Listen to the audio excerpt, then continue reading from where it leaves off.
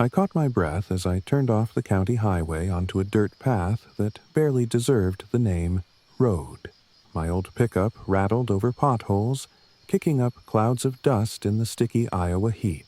Endless cornfields flanked me, tall stalks swaying like silent green walls.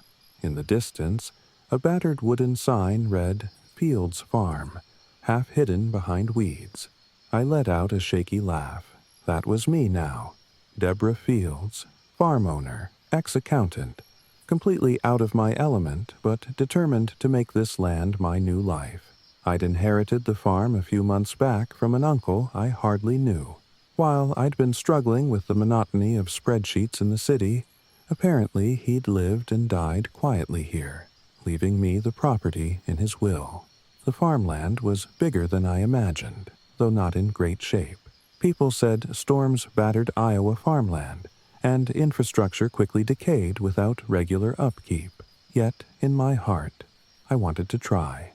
Maybe I could break away from the corporate grind, reclaim something meaningful in these broad fields. The gravel path wound past tall oak trees, and then opened into a clearing where the farmhouse stood. One glance told me it needed serious work. The porch sagged. A few shutters hung crooked, and the white paint had chipped down to gray boards. But there was a sturdy vibe in the old timbers, as if it had weathered storms for generations. I parked in front, shut off the engine, and sat for a moment, letting the hush sink in. No horns, no office phones, just cicadas singing in the humid afternoon. A lump of anxiety and excitement churned in my stomach. Stepping out of the truck, I shielded my eyes from the sun. Behind the house, fields stretched as far as I could see, broken only by patches of tall weeds. A few stray cornstalks from last season stood in ragged lines, testifying that no one had properly farmed this land in a while. I might have to start from scratch, figure out new planting strategies. Did I mention I'd never actually farmed before? But I was determined.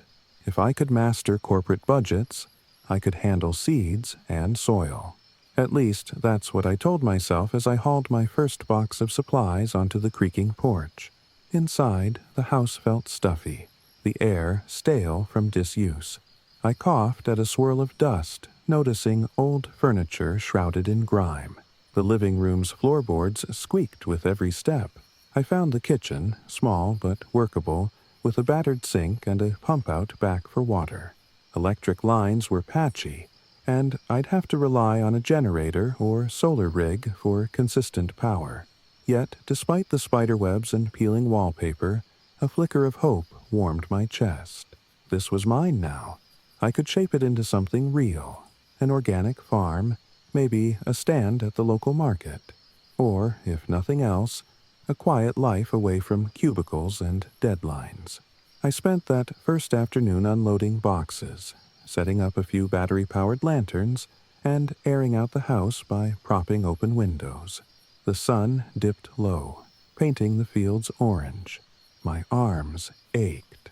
I rummaged for a can of soup, heated it on a small camping stove in the kitchen, and ate while leaning against a counter that probably needed scrubbing. Tired but satisfied, I headed to bed early on a sleeping bag in the living room, lulled by the chirp of crickets. Just after midnight, I jolted awake. My heart pounded, as though a sudden noise had ripped me from sleep. I lay there, holding my breath, straining to hear. The cicadas had gone silent. Then it came, a distant sound, like chanting, low, rhythmic, riding the night breeze. My skin prickled. It might have been the wind playing tricks, but it seemed too patterned for wind.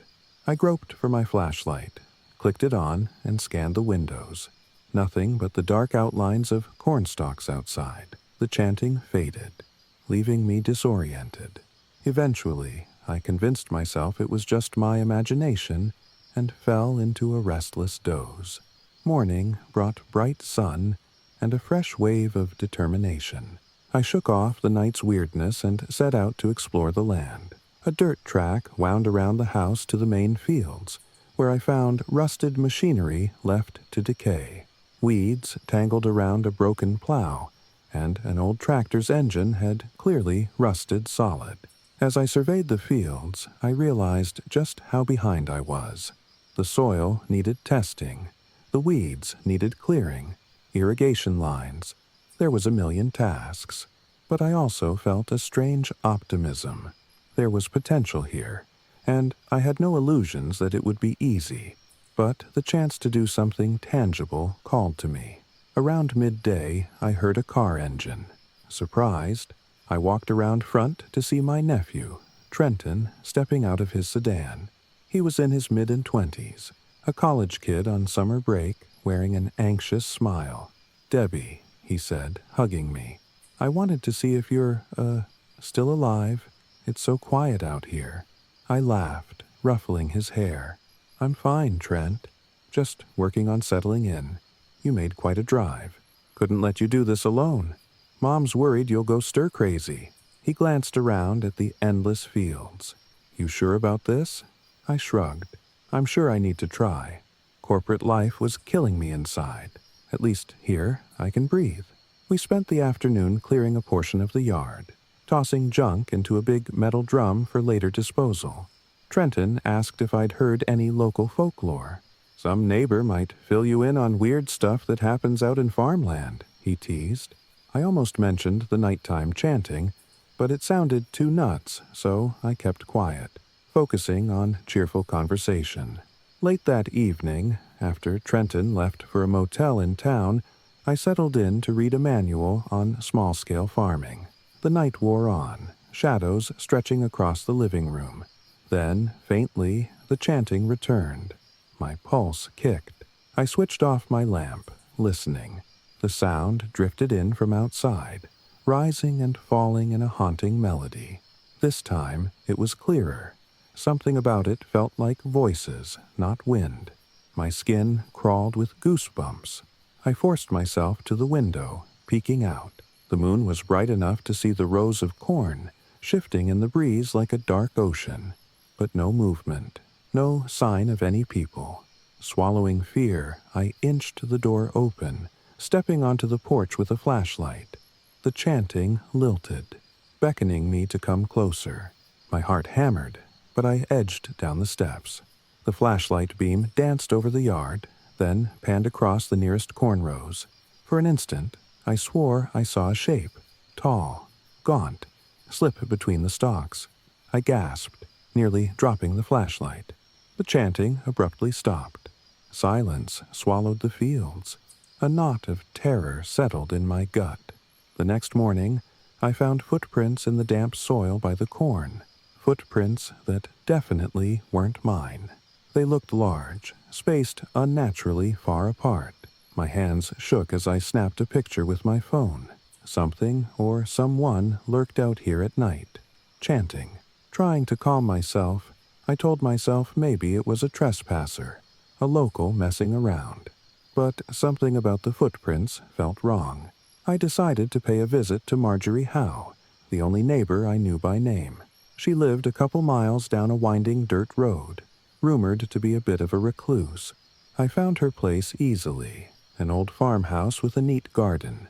She opened the door warily, eyeing me up and down. "You're the new fields occupant, aren't you?" "Yes, I'm Deborah," I said with forced cheer, though my nerves jangled. "I was hoping to ask if you know anything about local history or unusual occurrences in the fields."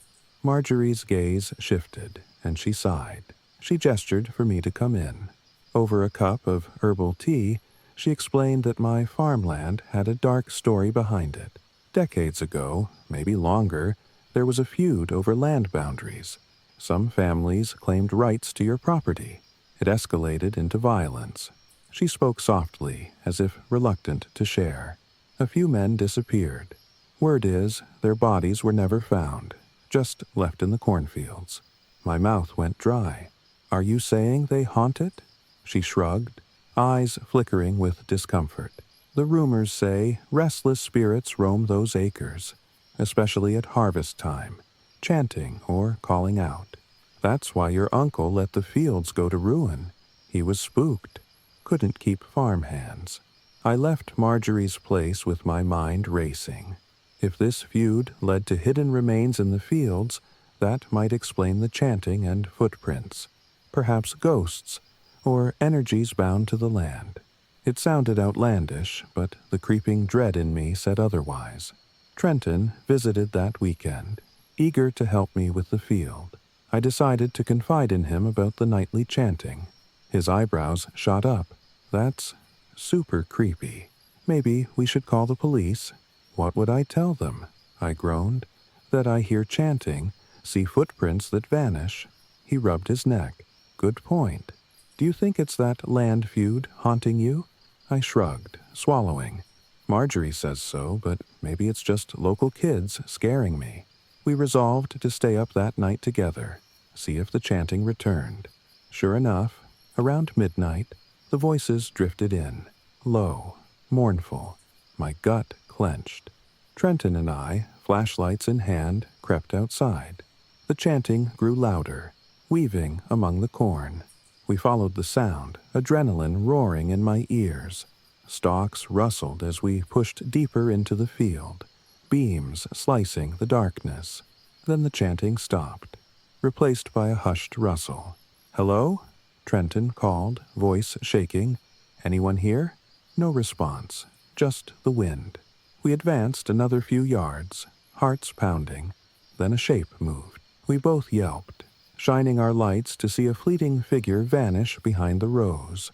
Our flashlights revealed empty space. The chanting resumed, but now behind us, as if circling. A wave of panic seized me. This was more than a prank. We stumbled back toward the house, hammered with the sense that unseen eyes watched us. By the time we reached the porch, the chanting had stopped again, the night silent except for our gasping breath. We locked the door, trembling. Morning found me exhausted, sipping coffee in a daze while Trenton paced. "We have to do something," he said. "You can't live in fear every night." I recalled Marjorie's mention of men who disappeared. Possibly their bones lay under these rows. If so, maybe acknowledging them could help. Spirits sometimes need closure. My rational side scoffed, but desperation said it was worth a try. We spent the day searching the older part of the barn. We found a dusty trunk containing old documents from my uncle's father, letters referencing a boundary feud. One letter alluded to the dreadful night when our neighbors vanished, implying guilt or sorrow. My skin crawled. The letter ended with, "Their voices cry for recognition, but fear keeps me silent." That evening, armed with a shovel, we ventured to the area the letter hinted as significant, a corner of the field near a lone oak tree. We dug tentatively, scanning for remains. Part of me dreaded actually finding bones, but also I couldn't let these restless dead keep haunting me. The sun set as we dug, shadows stretching across the corn. Just as the last light died, our shovel hit something. My heart hammered. Carefully, we brushed aside soil to reveal broken fragments of bone. A chill raced through me. Trenton gagged, turning away. My stomach churned. We'd confirmed the rumors. These men were indeed left to rot in the fields. Gently, we lifted what fragments we found, tears pricking my eyes. It felt so wrong. Yet maybe this was the path to peace, for them and for me. That night, we constructed a simple wooden box, placing the remains inside with as much respect as we could muster. We hammered together a crude wooden cross. Then we carried it to a small rise near the oak. Under starlight, we dug a fresh grave. The chanting began in the distance, but we pushed forward, hearts pounding. We lowered the box into the ground, hammered the cross in, and I spoke aloud. "To whoever you were, I'm sorry your feud ended this way. Rest now. You have a proper grave." The chanting swelled, twisting my insides, but we persevered, reading from an old prayer I found in my uncle's documents. Wind lashed the field, the cornstalks thrashing. Then, as we finished, the chanting faded, replaced by a deep hush. My shoulders trembled, tears escaping. The air felt lighter, as though a weight had lifted from the land. Trenton reached over, giving my arm a tight squeeze. In the morning, no footprints ringed the porch. No chanting lingered at dawn. The sense of looming dread had vanished. A week passed, each night calm. My fields remained quiet, though I could still feel a solemn reverence out there under the oak where the cross stood. Marjorie came by, saw the makeshift grave, and nodded, tears in her eyes. "Thank you, dear," she said softly. "They deserved that, even after all this time." The second week, I began planting new seeds, clearing the fields for actual crops. The farmland felt open, no longer haunted by hidden tragedies. Birds sang in the early light, and I found myself humming too, a gentle contentment seeping in. My nephew teased me for turning farmer giddy, but I could sense he was relieved I wasn't cowering at night anymore. On a windless, warm evening, I sat on the porch as stars bloomed overhead, remembering how the chanting once tore through these fields. Now, only crickets and a soft breeze. I closed my eyes, sending a silent thank you to those restless spirits for letting go, for allowing me to remain. Sometimes, I wonder if they still wander, but if they do, it's in peace, not torment. They know we finally recognized them, honored their remains, ended the cycle of silence. As for me, I keep forging ahead with my off-grid dream. I'm still learning about composting, irrigation, battling critters that nibble my sprouts. Yet each day, I'm grateful for the quiet that's truly quiet. No chanting, no looming shapes, just the murmured hush of the wind.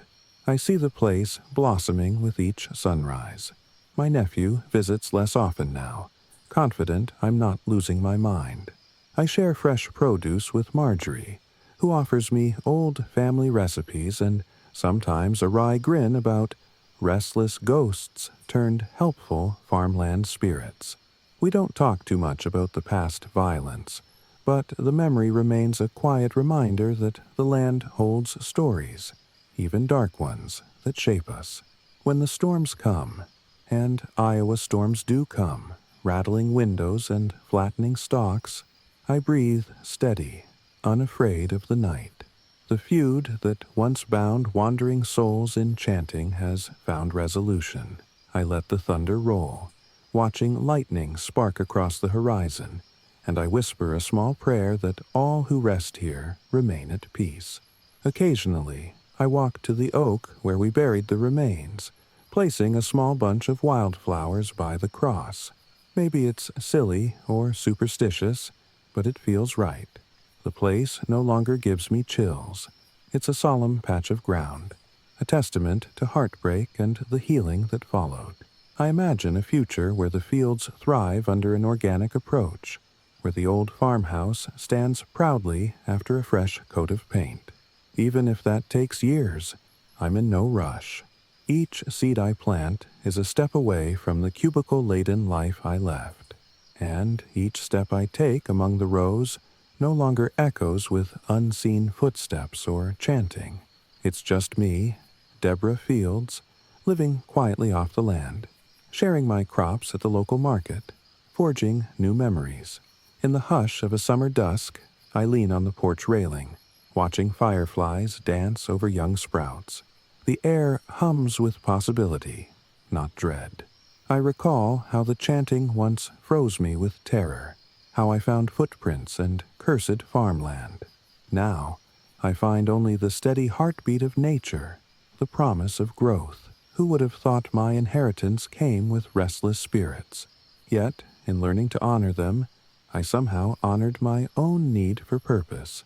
I'm no longer an accountant hunched over spreadsheets. I'm a caretaker of these Iowa fields, shaping them with respect and a willingness to listen, even to ghosts if need be. Moonlight gleams on the distant cross near the oak. A gentle breeze ruffles my hair. I tilt my head back, letting the night sky wrap me in starlight, unafraid of chanting that will never come again.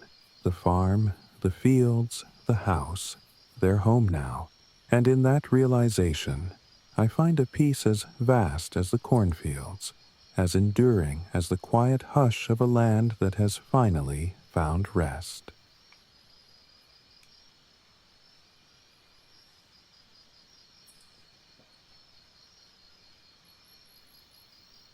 I still remember the exact moment my truck's tires left the paved road and crunched onto a narrow gravel lane that wound into the Green Mountains. My heart gave a little jump, excitement mixed with jitters. This was Vermont, all lush forests and gently rising peaks, an artist's paradise. I was Owen Birch, nature photographer, newly arrived in search of solitude and, hopefully, a few stunning shots that might push my portfolio to the next level. After all the hustle of trying and failing to succeed in a busy city, I craved a place where I could breathe, where the only sounds would be birds and the wind. The lane twisted between stands of maple, birch, and tall pines, the early autumn sunlight flickering through leaves just beginning to turn gold. I rolled down the window, inhaling the cool, sweet air. A few more turns, and my destination came into view. A tiny cabin perched on a modest slope, set against a backdrop of forested ridges climbing upward. It looked as though it had stood here forever. Rough-hewn logs, a steep roof for shedding snow, and a small porch with a couple of battered chairs. I parked, sat there for a moment, and felt a wave of gratitude. City living had drained me. Too many gigs that paid scraps, too many sleepless nights. But this cabin, with minimal solar power and a nearby spring for water, was off-grid living at its simplest. I could focus on capturing the essence of Vermont's wild side through my camera lens. I stepped out, stiff from the drive, and started hauling my gear. Inside, the cabin smelled of dust and old wood. A single main room, bed in one corner, a small kitchen setup, a table under a window.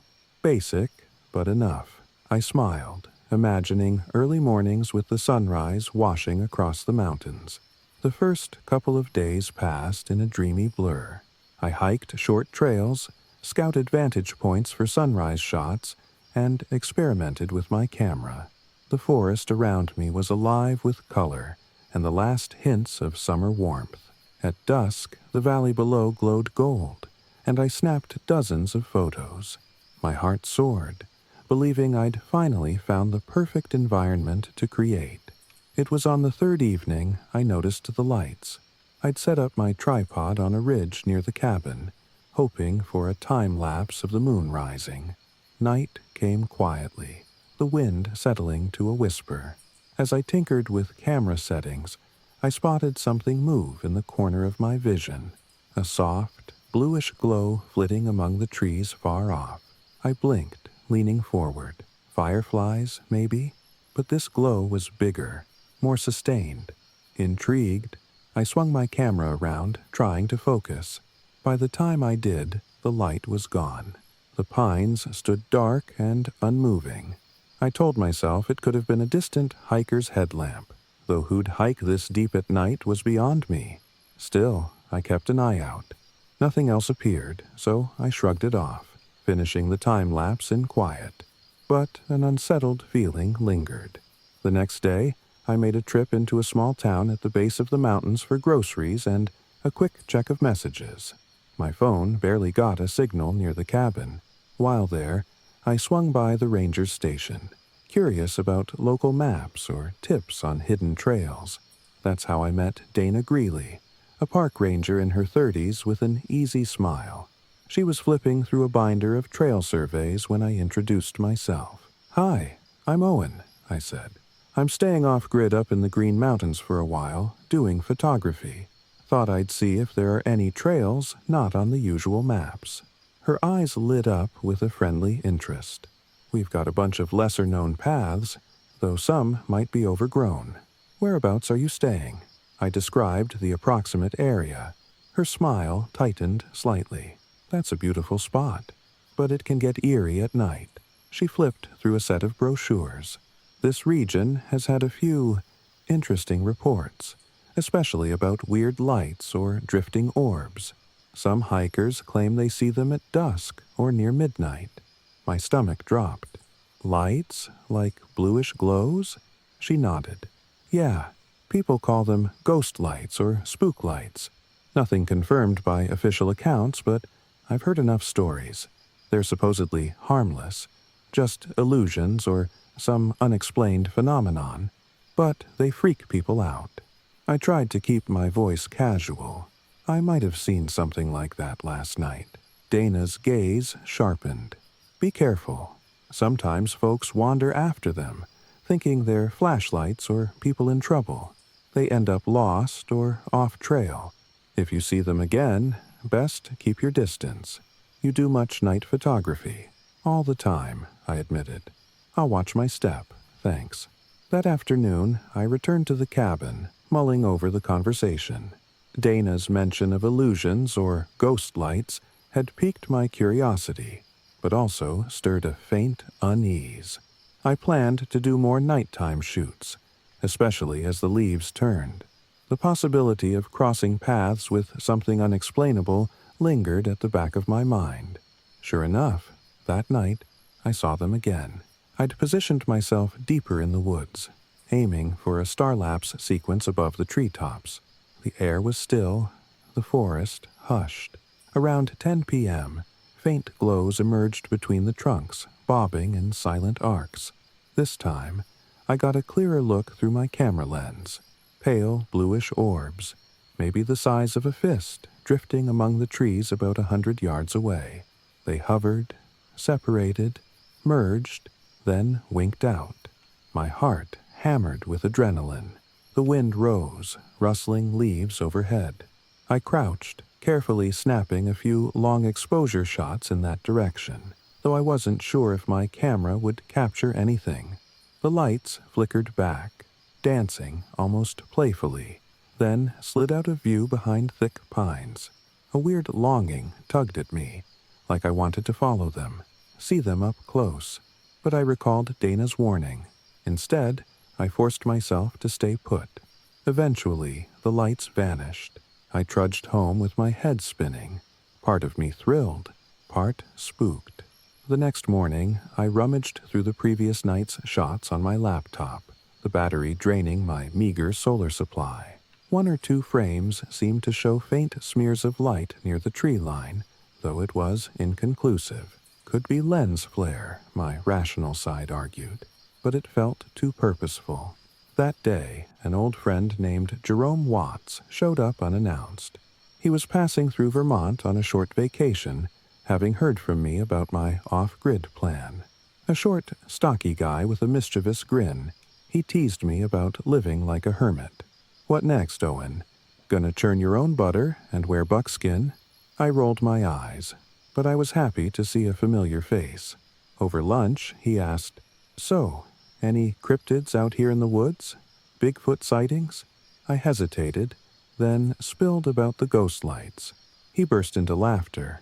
"Dude, you're letting your imagination run wild. Probably just swamp gas or weird atmospheric reflection." I bristled a bit, but let it slide, deciding I'd show him if it happened again. That evening, after a hearty meal, we hiked to the vantage point. My plan was simple. Wait in the dark, see if the lights reappeared. Jerome set up a folding chair, joking about paranormal nonsense. But as the sun dipped, the forest grew quiet, an expectant hush that made me uneasy. Eventually, the temperature dropped, and a faint breeze whispered through the pines. Around midnight, movement flickered between the trunks. I nudged Jerome, adrenaline spiking. The orbs glowed, drifting from left to right, pale and unsettling. Jerome's jaw dropped. "Holy," he muttered, leaping to his feet.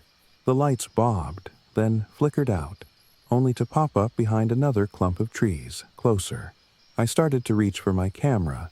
That's when a heavy sense of dread fell over me, like the air itself thickened with gloom. Jerome swore under his breath. "I feel weird, man, like pressure." I felt it too. The orbs circled around, beckoning in silent dance. The wind hissed, branches scraping overhead. Suddenly, one orb blinked out, replaced by a tall, indistinct shape in the darkness, as though a figure stood there. My heart slammed. I hissed at Jerome. "We should go." He nodded, face pale. We stumbled back to the cabin, lights swirling at the edge of our vision as if trailing us. Inside, we locked the door, panting. The outside silence pressed in, no sound of footsteps. We sat in tense confusion, not speaking until the adrenaline subsided. The next day, Jerome insisted we do some digging. "No way those lights are just illusions," he said, scowling. "I felt something out there, Owen. I don't like it." We decided to ask around in the nearest town for local lore. At a small diner, we overheard an older couple talking about mountain ghosts. So we joined them. After buying them a round of coffee, they opened up. The wife explained that for generations, people in these mountains talked about illusions that lured travelers astray. Some attributed it to fey lights. Others said wandering spirits. The couple had never seen them but recalled stories of folks disappearing in the night after chasing the orbs. A creeping fear settled in me. We parted ways with Jerome, promising to stay one more night, see if we could get to the bottom of it. That evening, I tried a new approach. Place my camera on a tripod near the cabin's edge, aimed at the forest, set to record continuous video.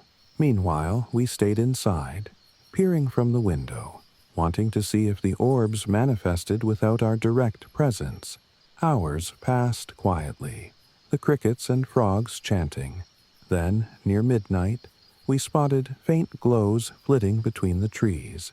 The video camera's red light blinked, capturing something, we hoped. The lights hovered, swirled, and once again I felt that disturbing pull, like they wanted me to come outside. My chest tightened. I told Jerome, "Don't open the door." He nodded. Both of us rattled. The lights pressed closer, brightening as though testing the boundary of the yard. Then an odd moaning drifted through the night. It wasn't wind or an animal call. It sounded too human, laced with sorrow. My stomach twisted with empathy and terror combined. The moan built, the orbs shimmered, then, with a final flicker, everything went dark. The hush that followed felt suffocating. At dawn, I retrieved the camera, eager to see if the footage matched our memories. But the file was oddly corrupted, just static for the chunk of time the lights appeared. Jerome cursed, slamming a fist on the porch railing. "Like they messed with the electronics," he muttered. "This is insane." We parted ways that afternoon. Jerome had to return to his job. He told me to be careful, maybe call Ranger Greeley again. I nodded, anxiety gnawing at me, but I couldn't bring myself to flee. This cabin was supposed to be my fresh start. Running from unexplainable lights felt like conceding, so I stayed, though dread clung to me as evening approached. Sure enough, come midnight, they returned. This time, I refused to hide inside. I grabbed my flashlight, a silver cross I'd found among my keepsakes, never was much for religion, but it felt comforting, and stepped onto the porch. My heart pounded. The orbs glided through the trees, bobbing gently. I forced my feet down the porch steps, breath shallow. The moan drifted again, stirring goosebumps down my arms. I advanced a few yards into the yard, shining the flashlight toward the lights. Whoever you are," I managed, voice trembling. "What do you want?" No response, just the swirl of orbs. They seemed to circle a patch of ground under an old pine, flickering bright as though marking a spot. My pulse raced. Was there something buried there? Swallowing my fear, I approached that pine, the orbs dancing overhead. The moan escalated. My flashlight revealed a sunken patch of earth. My thoughts jumped to a possible grave.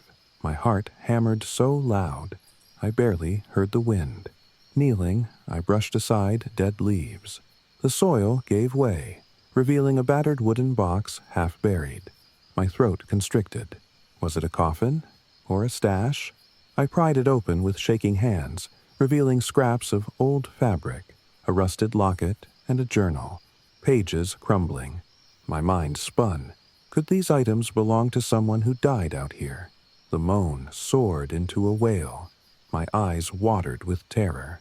I clutched the journal, stammering, "I'm sorry. I'll help."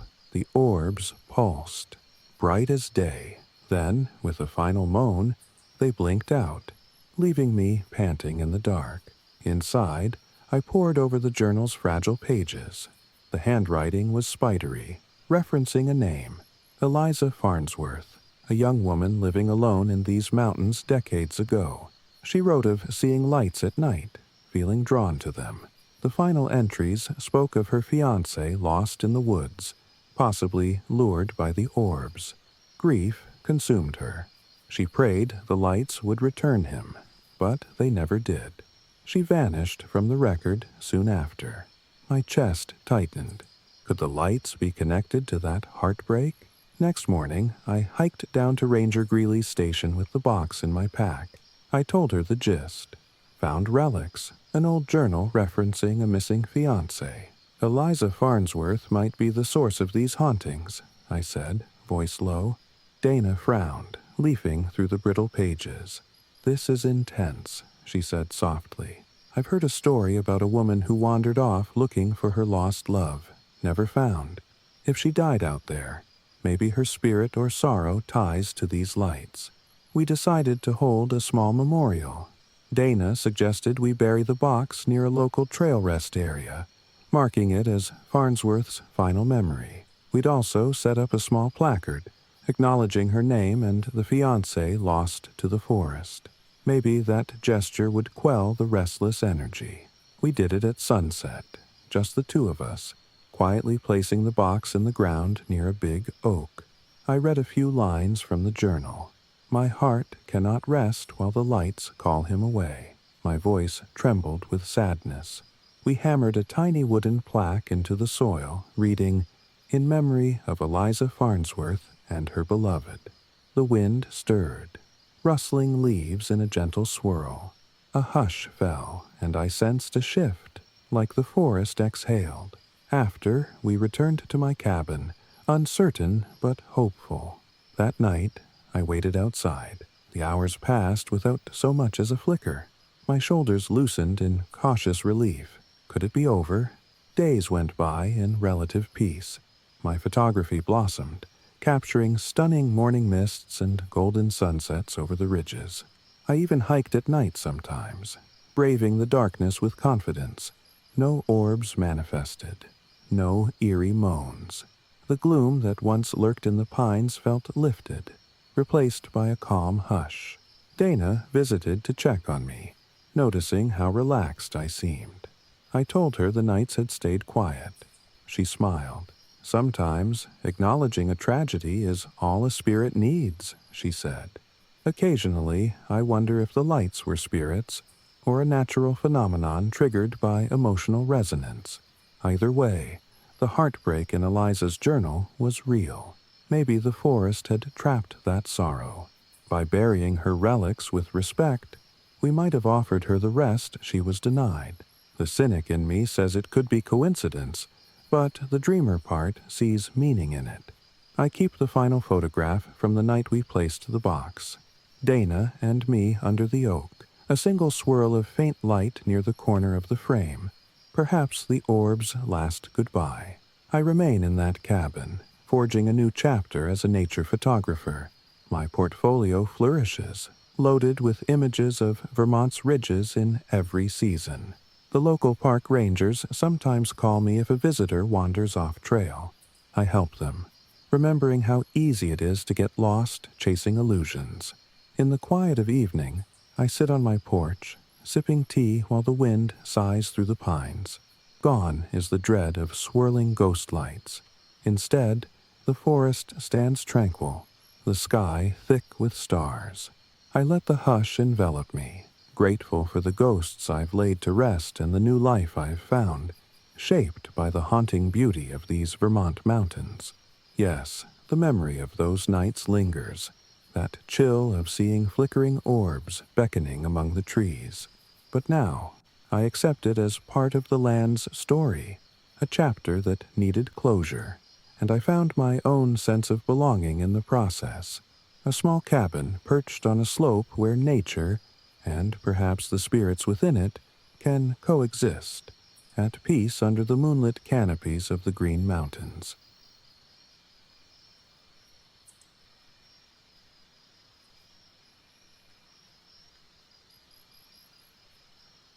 I still remember the way my tires crackled on the gravel road as I turned off the highway toward Lake Wachita. The late afternoon sun hung low, gilding the Arkansas pines and turning the lake's surface into liquid bronze. A hush settled over me as I coasted past the Wachita National Forest sign and deeper into the wilderness. Every so often, my phone would buzz with a lost signal alert, each beep reminding me I was leaving my old life behind. My nursing career, the heartbreak that drove me here, the chaos of the city. I needed this. A secluded cabin, no neighbors, a chance to breathe and, hopefully, to heal. The cabin itself was perched on a slight rise, offering a partial view of the lake's waters through the trees. As I pulled up, I took in the small structure. Rustic logs, a tin roof, solar panels propped against one side, and a porch that looked like it had seen 100 storms. A battered rowboat rested near the tree line, hinting that the previous occupant had occasionally ventured onto the lake. The place felt a bit forlorn, but a spark of hope flickered in my chest. This was mine now, or at least mine to rent for as long as I wanted. Off-grid living, courtesy of a half-hearted listing I'd found online after my meltdown at the hospital. I popped the truck door open, wincing at the muggy August heat that immediately clung to my skin. Grabbing a couple boxes labeled "Kitchen" from the back seat, I trudged to the porch. Cicadas droned in the background, their chatter rising and falling like a living chorus. Beyond them, I caught glimpses of the lake, blue, calm, inviting. My mouth curved into the first genuine smile I'd worn in weeks. Inside the cabin, dust motes spun in the slanted light. A single main room, bed in one corner, small table, a tiny kitchen setup with a propane stove. There was a battered wood stove for winter. A modest arrangement, but enough for me. I set my boxes down, breathing in the faint smell of cedar logs and stale air. It felt quiet, safe, a world away from frantic ER calls and the lingering sadness that had clung to me since losing a patient dear to my heart. I spent the rest of the day hauling in supplies, canned goods, a cooler, a small generator for backup since the solar battery might not always suffice. By dusk, my back ached, but I felt accomplished. My plan: live lightly, draw water from the lake, filtered through a rig I'd brought, rely on minimal power, and, hopefully, find solace among the pines. That night, I collapsed onto the simple bed with the window cracked, letting in the night air. The breeze carried the soft hum of crickets, a gentle lullaby that soothed my restless mind. Before drifting off, I sent a silent thanks to the universe for giving me this chance. Maybe here, I could piece myself back together. I woke abruptly around midnight, my heart pounding. It took me a moment to register why. Some noise had penetrated my sleep. Holding still, I listened.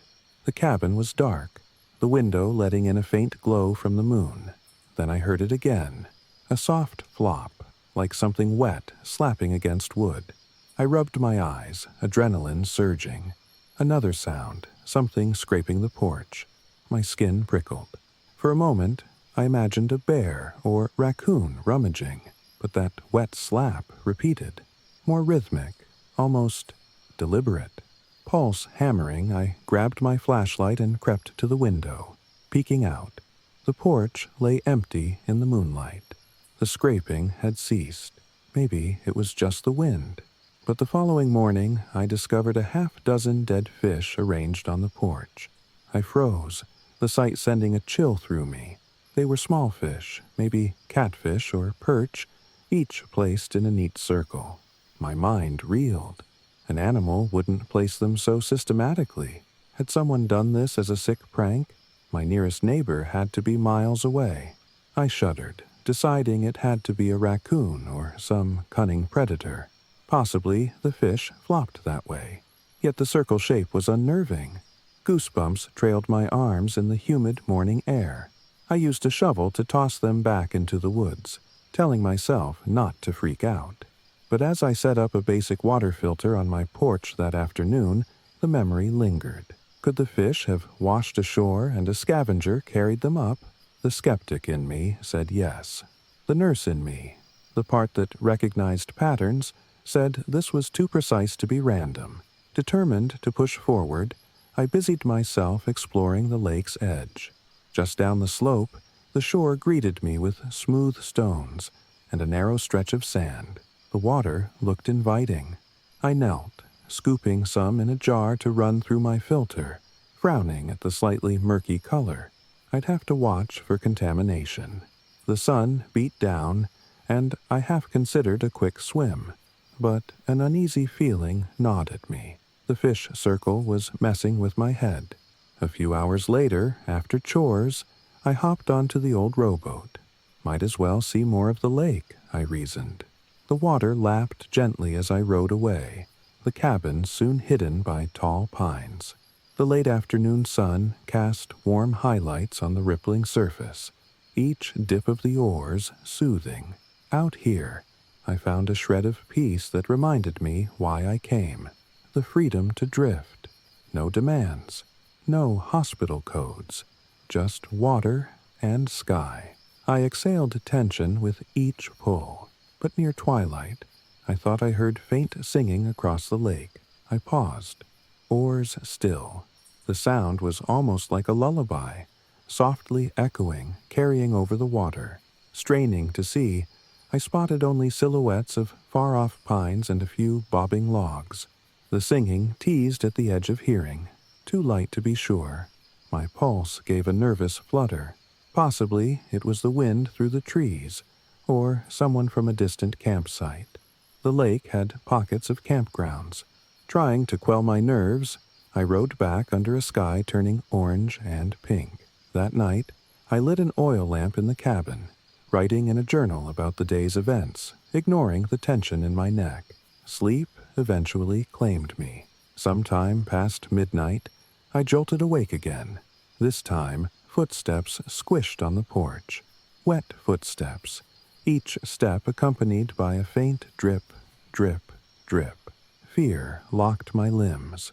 The only weapon I had was a flashlight, or maybe a kitchen knife. Gathering courage, I flicked on the flashlight and eased to the window. No one stood there, yet a trail of wet footprints marred the wood. Footprints shaped like small, bare feet. My heart pounded. Child-sized? The footsteps led from the porch's edge to the door and then back off into darkness. No sign of the intruder. I gulped, adrenaline spiking. At dawn, I found another circle of dead fish near the steps. My stomach turned. The fish were bigger this time, and the footprints still faintly visible, dried in the warming sun. Something was definitely not right. Was a child wandering at night with fish? That made zero sense. A wave of primal fear knotted my gut. With shaky hands, I cleaned the porch, not sure what else to do. That afternoon, I decided to talk to the local marina folks, see if they'd heard any weird tales. At the small dock, I found a man in his 50s tinkering with a boat engine. Dennis Ray, the caretaker. He greeted me politely. When I mentioned I was living off-grid near the southwestern cove, his expression turned cautious. "You alone out there?" he asked. I nodded. "Ever see anything strange at night?" I described the fish circles, the footprints, and the faint lullaby. Dennis's eyes darkened. He lowered his voice. "That area is rumored to be haunted by a drowned spirit." Some talk about a child who drowned long ago, never found. Locals call it the lake's child. People see dripping footprints or hear lullabies. The spirit tries to lure folks into the water. My blood ran cold. So it's real? Or just legend? He shrugged. Folks around here don't take it lightly. We've had enough drownings. Some claim they heard singing right before a loved one vanished. Could be a coincidence, but be careful. That night, I locked the door, though part of me feared a door wouldn't stop a ghost. I stayed up, lamp burning, half expecting the wet footsteps to return. Around midnight, the lullaby drifted in, heartbreakingly soft, weaving through the darkness. My pulse raced. I thought of the drowned child rumor, imagining a small figure in the gloom. The singing beckoned me to the porch. I forced myself to resist the pull. Then the lullaby trailed off, replaced by a hush broken only by my thudding heart. Morning revealed no fish circle, no footprints. Tension eased, though a sense of dread lingered. I spent the day checking the orchard area I hoped to plant, ensuring the soil was workable. The entire time, the lake glimmered beyond the pines, calm and indifferent. Did it hold a lost child's spirit? I found a local store in the nearest town, hoping to gather more intel. The woman at the counter, Alice Coleman, perked up when I mentioned Lake Wachita. Heard about a child drowning decades ago. The mother apparently roamed the shores, never giving up hope. If the child's body was never recovered, maybe the spirit haunts the coves. People tie it to your area, specifically. She shook her head. I'd keep an eye out, especially at night. That gave me chills, but also a flicker of an idea. If a lost child's spirit lingered, perhaps it needed closure, some form of acknowledgement. My background as a nurse had taught me that unresolved grief can linger.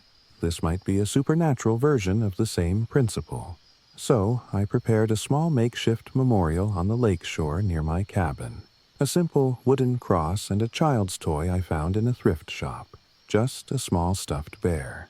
I placed them at dusk, reciting a quiet prayer. If you're lost, if you're hurting, let this be a sign someone cares. Rest, child. I'm sorry for what happened. My voice cracked, an ache forming in my chest. The water lapped at the shore, a hush falling over the pines. That night, the lullaby returned, but different, less insistent, more mournful. I stood on my porch, lantern in hand, tears slipping down my cheeks as the singing rose. For a moment, I glimpsed a figure on the shore, child-sized, shimmering with lake water. My breath caught. I whispered, "I'm sorry," letting raw compassion flood me. The figure lingered, then dissolved into moonlit ripples. The lullaby faded, echoing across the stillness. In the morning, I found no dead fish, no footprints. I ventured to the shore with cautious hope, seeing the small cross and stuffed bear undisturbed. The lake glinted in gentle sunlight. A sense of tranquility I hadn't yet felt washed over me. Maybe the memorial helped. Maybe I was just delusional. Either way, the oppressive dread had lifted. Days passed. I resumed clearing my orchard plot, planning to plant fruit trees in the spring. Nights were calm, the air filled with crickets and the soft hush of water. Twice I thought I heard a faint humming from the shore, but it was so gentle it felt more like a lullaby drifting from memory than a haunting presence. One afternoon, I rowed out to deeper water, fishing for dinner. The wind ruffled my hair, the lake's surface rippling under a midday sun. I felt a calm settle in my soul, the peace I'd sought. If there was indeed a drowned child's spirit, it seemed content now. I reeled in a small catch, enough for a simple meal. As I paddled back, I caught sight of a shimmering reflection near the boat, a fleeting shape like a child's silhouette in the water. My throat tightened, but it vanished in a swirl of wavelets. That evening, Dennis Ray, the caretaker, swung by, curious how I was doing. I told him about the memorial, about how the nightly terror had subsided. He nodded. expression touched by gratitude. "We lost so many to the lake," he murmured. "No one gave them a proper farewell. Maybe that's all the child needed." I stayed on, living quietly in the cabin, forging a new routine.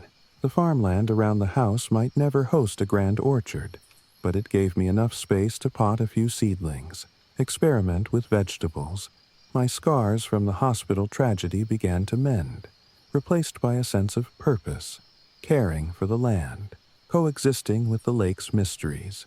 Sometimes, near dusk, I stand at the shore, gazing across Lake Wachita's wide expanse.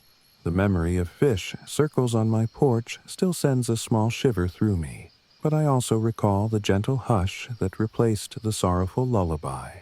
I imagine a small child's spirit drifting free, no longer bound by grief or by a watery tomb. The stuffed bear remains by the cross, weathering storms. Though I'm no priest or medium, I'd like to think kindness can soothe even restless ghosts. If so, this quiet cove is no longer cursed, but blessed with the healing that empathy can bring, both for the lake's lost soul and for a weary ex-nurse who needed to find her way back to the living. Indeed, the hush that used to frighten me now comforts me, as gentle as a lullaby that says we are never truly alone, even in the deep Arkansas wilderness. And so I stay, forging an off-grid life. The nights bring cricket choirs and starlight, but not the chilling cries of a lost child. My orchard sprouts slowly, and each morning I skim the lake's surface for drifting debris or signs of trouble. None so far. Occasionally, I catch glimpses of shimmering shapes in the water's reflection, but they feel more like a kind farewell than a threat. I breathe easier, grateful for the second chance at life, and for the strange, sad spirit that reminded me how to care again, beyond the walls of a hospital, beneath a starry southern sky.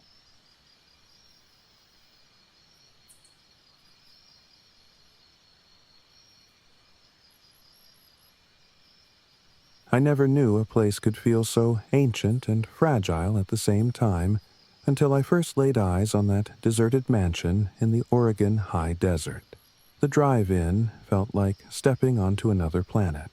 Miles of dusty scrub, sagebrush, and pale orange rock formations that baked under a relentless sun. By the time I spotted the mansion's roofline jutting above a craggy hill, my heart was hammering in equal parts exhaustion and excitement. My name is Clayton Reed, ex-architect turned dreamer, on a mission to salvage a crumbling piece of history in a place no sane person would live. I parked my SUV near a collapsed fence, the tires skidding on loose gravel. The air was so dry it left a scratch at the back of my throat. Ahead, the mansion, if you could call it that, stood on a small plateau of rocky land. 3 stories of weather-beaten wood, Gothic windows smashed or boarded, a sagging porch that threatened to fall at any moment. Still, even in its ruin, I saw the lines of a once grand design, peaked turrets, a wraparound veranda, and scattered bits of ornate trim. Maybe the desert had tried to erase it, but the bones remained proud, waiting for someone to revive it. Stepping out, I squinted against the sun. A low wind hissed over the scrub, carrying the faint taste of dust. My clothes already clung with sweat. This was Oregon, yes, but the high desert portion, a stark contrast from the lush forests people typically imagine. I made my way up a short path to the front steps, each plank creaking dangerously. I paused at the porch, scanning the peeled paint, the battered door. My heart fluttered with anticipation. This might be insane, a single man trying to renovate a mansion off-grid in the desert. But I'd always had a stubborn streak. Corporate architecture had dulled my creativity. This project, remote and unhinged, felt like the perfect challenge. With a deep breath, I nudged the door. It opened with a groan, shedding flakes of paint. Inside, musty air swirled around me. The foyer was draped in cobwebs. The the floor half buried under sand that blew in through broken windows. A wide staircase curved upstairs, its banister missing in sections. To my left, a cavernous living room with a high ceiling, once home to chandeliers, judging by the rusted mount overhead, now a nest of desert grit and broken beams. And to my right, a corridor leading to who knows what. I stood there, letting the hush settle over me, a hush broken only by the wind whistling through cracks in the walls. My first task was to check the structural integrity. I was an architect by trade, after all, and I wasn't about to die under a collapsed roof. Over the next few days, I prowled through the mansion with a flashlight, notepad, and a crowbar to test joists. The desert had inflicted serious damage, cracked foundations, rotting supports in the unfinished wing that local rumors had mentioned. But it wasn't beyond saving. If I replaced enough beams, shored up walls, installed a stable roof, I could preserve the design, maybe turn it into a sustainable masterpiece, a blend of old craftsmanship and modern off-grid solutions. I'd rig solar panels, collect rainwater in a cistern, rely on a small generator for emergencies. My old self might have scoffed, but here, away from city constraints, I felt a creative spark reignite. Still, something niggled at me. Each night, as I unrolled my sleeping bag in one of the less damaged rooms, likely a former study, I found the air thick with unease. The wind outside often sounded like a distant moan, circling the mansion as though testing it. I chalked it up to desert acoustics, but I swore the moaning sometimes echoed through the corridors, as if the building itself sighed. On my fourth night, a violent windstorm struck.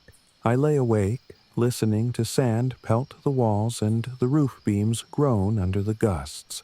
Around midnight, I heard a sharp crash from somewhere upstairs. Heart racing, I grabbed my flashlight and ventured into the foyer. Each step echoed ominously. Another crash, this time from the unfinished wing to the east side. The corridor there was littered with debris, the walls blackened by some old damage. Fire, maybe. I inched forward, every instinct screaming that I should wait till daylight. But curiosity won out. I found a half-collapsed doorway leading into a large, dim room. The floor was partially gone, revealing the level beneath, an eerily empty space. My flashlight caught the swirl of dust in the air.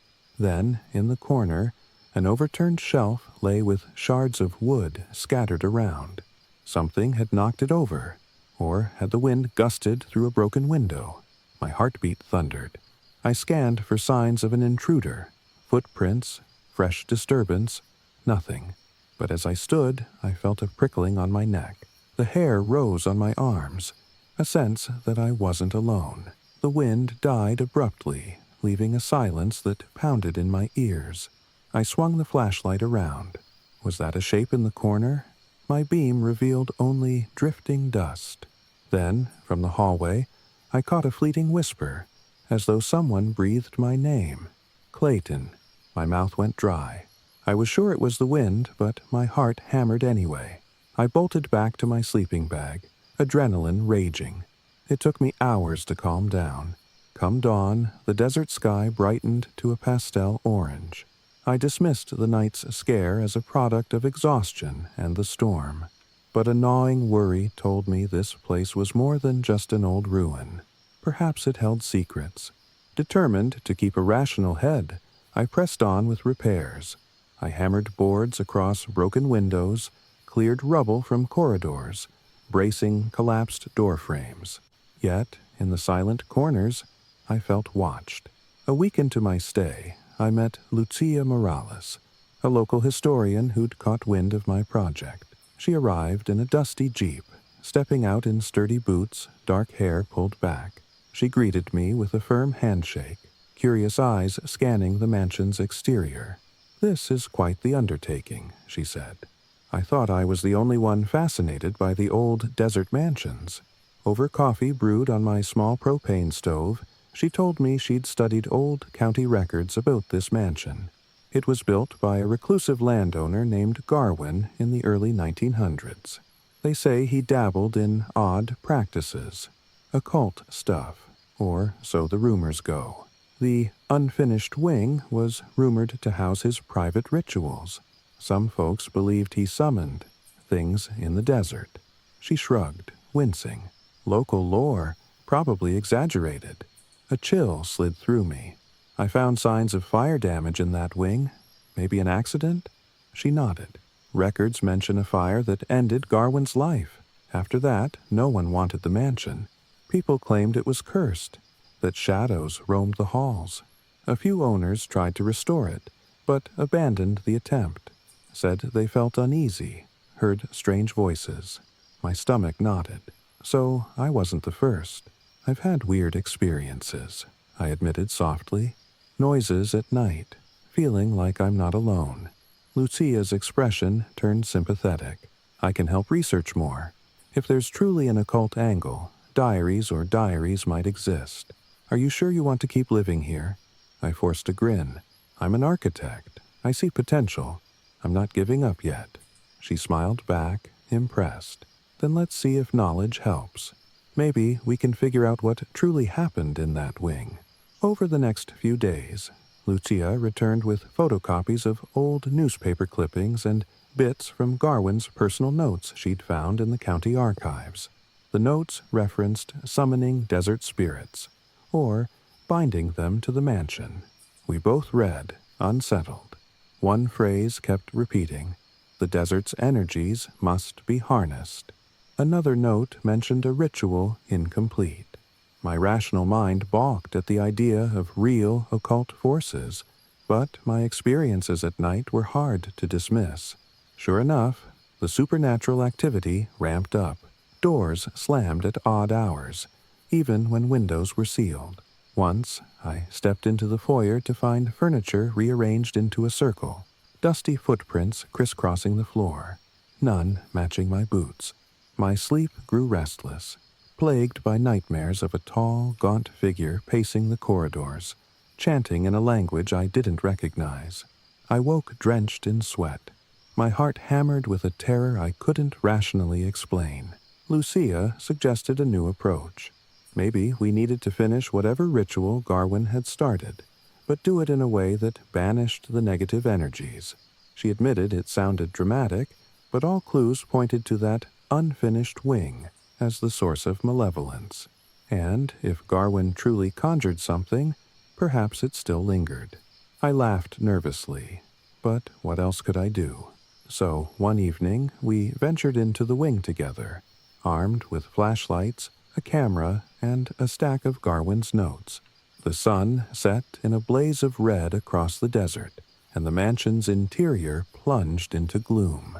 The corridor to the wing felt colder than the rest of the house, as though stepping into another climate. The boards groaned underfoot. We found a large chamber that might have been a ballroom. Its walls were scorched, and half the ceiling was open to the night sky. On the floor, faded symbols scrawled in black soot. My blood chilled. Lucia knelt, whispering, "These match the sketches in his notes. Some kind of binding circle." She pointed to an incomplete portion, the pattern broken by fire damage. He never finished it. Maybe the entity remains unbound, drifting. I licked my dry lips, nerves jangling. So we redraw it? Finish it? She gave a tiny nod, though fear shone in her eyes. Yes, or something akin to a cleansing, forcing the spirit or summoned presence to leave. If we do nothing, this place might remain haunted forever. My chest clenched with a mixture of excitement and dread. We used chalk to carefully recreate the symbols as best we could, guided by Garwin's notes. The mansion's silence pressed in, broken only by the occasional night wind whispering across collapsed beams. Once we finished the circle, Lucia read from a short invocation, a borrowed cleansing prayer referencing desert spirits. My flashlight flickered, tension mounting. Halfway through, A gust of wind ripped through the chamber, swirling dust and debris in a fierce spiral. My heart pounded as shadows seemed to coalesce in the corners, forming elongated shapes. Lucia's voice wavered but held. The shapes writhed, and a high-pitched wail sliced through the room, bouncing off charred walls. My ears rang. I braced myself, tears burning my eyes. The wail felt like raw fury. Lucia pressed on with the final words. The swirling dust thickened, stinging my face, threatening to snuff out the flashlight. A sense of something enraged battered at our circle. The symbols we'd chalked glowed faintly in the sporadic moonlight. Then, with a final shouted phrase, she slammed the old ledger shut. The wind died instantly. The swirling dust collapsed, leaving the air heavy and still. My knees almost buckled with relief. I blinked at Lucia, breath ragged. She wiped sweat from her brow, eyes wide. "I think we did it," she whispered. The shapes in the corners were gone, the oppressive chill lifting. We left the wing, returning to the main hall, hands shaking. I half expected the mansion to crumble behind us, but it stood silent. That night, for the first time in weeks, I slept peacefully in my makeshift bed. No doors slamming, no whispers. In the morning, I awoke to a bright desert sky streaming through cracks in the roof. I rose, scanning the halls. Nothing looked disturbed. A wave of gratitude swelled. Maybe we'd banished whatever Garwin had summoned or half-bound. Over the following days, the mansion felt different, lighter, like a weight had been lifted. I continued my renovations, patching the roof in the main section, clearing debris. One evening, Lucia joined me for dinner, and we noticed how the wind no longer howled ominously around the wing. No more footsteps or rearranged furniture. It was just an ordinary ruin now, free for me to restore. Weeks turned into months. My solar rig stabilized, providing enough power for lights and a small fridge. I set up a rainwater catchment system, though in the desert that didn't yield much. Soon, I'd haul water from a nearby ranch occasionally, but I didn't mind. Every improvement felt like a victory, an expression of creativity beyond corporate constraints. I documented my progress in a journal, snapping photos of the before and after each section of the mansion. Lucia visited to check on me, sometimes bringing fresh vegetables from town, marveling at how the place no longer felt malevolent. She teased I might open it as a desert retreat one day. Maybe I will. Sometimes, near dusk, I walk the perimeter, recalling my first terror-laced nights. I pass the old wing, boards nailed across the broken entrance for safety, and feel only calm. No swirling dust, no shadowy forms. The desert's wide sky overhead glows pink, and a hush of contentment settles in. If anything remains of Garwin's spirit, I like to think it's found rest, freed from the incomplete ritual. One evening, I found a battered trunk in a crawl space, likely another relic of Garwin's. Inside, old sketches of the mansion's original design. My breath caught as I saw how grand it once was, how meticulously he planned the turrets and veranda. A sense of kinship rose in me, architect to architect. Even if he strayed into dark practices, we shared a passion for building. Maybe finishing this place honors the best part of his legacy, separate from the occult fiasco. Now I remain, forging a life in the high desert, the mansion gradually rising from ruin to something habitable. Each dawn, the sun kisses the turrets, and each twilight, the sky ignites with color over the endless sagebrush. I no longer fear the nights. The wind still whistles, but it's just wind. No malicious entity swirling in corners. And if any faint echo of Garwin's conjured spirits linger, they keep to themselves. Or perhaps they've merged with the desert's vast stillness. I plan to keep restoring this mansion, possibly turning parts into a creative retreat for fellow dreamers. The off-grid existence suits me. hauling water, running on solar, living by the desert's rhythms. Now and then, I recall those nights of slamming doors and whispered voices. Hard to believe the mansion was once a den of swirling malevolence, but that memory drives me, reminding me how fragile a place can be when haunted by unfinished business, literal or spiritual. In the end, I feel a profound gratitude for the desert, for Lucia's help, for the strange energy that tested me and forced me to face my own resolve. As I climb a ladder to repair a roof beam at sunset, I pause, gazing out at the orange horizon, the mansion's outline gilded by dying light. My heart swells with quiet wonder. This place, once an eerie ruin, is now my sanctuary. If ghosts ever roamed its halls, they've gone silent in the face of compassion, determination, and a few well-placed chalk lines. Yes, the wind still rustles through cracked windows, making low moans in the corridor. But it no longer feels hostile, just the desert breathing against old walls. And I, Clayton Reed, ex-architect, stand on the threshold of a second life, weaving old craftsmanship with modern sustainability. The desert no longer tries to chase me out. Instead, it offers a wide-open canvas for my soul, one reclaimed mansion board at a time. And each morning, I wake to that hush, a hush that's no longer menacing but welcoming, a testament to the resilience of both structure and spirit in the vast Oregon high desert.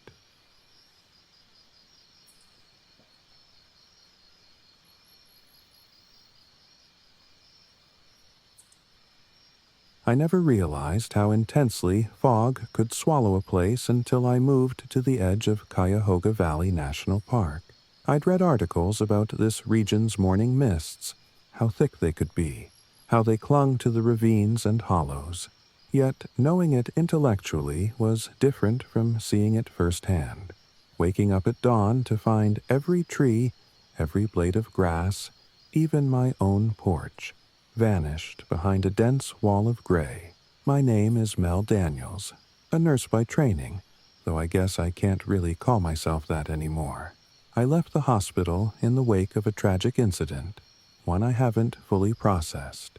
The short version is that I lost a patient under heartbreaking circumstances, and it shattered my confidence, maybe even my will to keep going in that environment. So I packed up, scoured online listings, and discovered a tiny off-grid cabin near Cuyahoga Valley. I told myself it would be a place to heal, to find quiet. Perhaps the hush of the forest and the rolling hills would bring me peace that sterile hospital corridors never could. When I first arrived, it was late summer.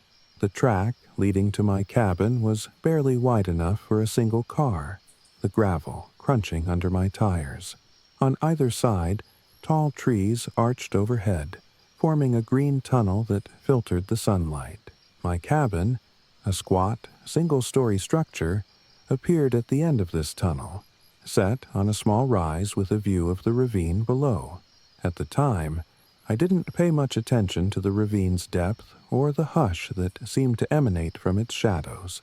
I was simply relieved that the place looked cozy enough. A porch, a little orchard patch behind, an old wood stove inside for the approaching autumn. I breathed a sigh of relief. This would be home. My first week was blissfully ordinary. I unpacked my boxes, tested the cabin's modest solar setup, only enough for a few lights and to charge my phone on sunny days, and checked the water supply from a nearby well. The orchard behind the cabin was more like a cluster of untended apple trees, half choked with weeds, but I saw potential.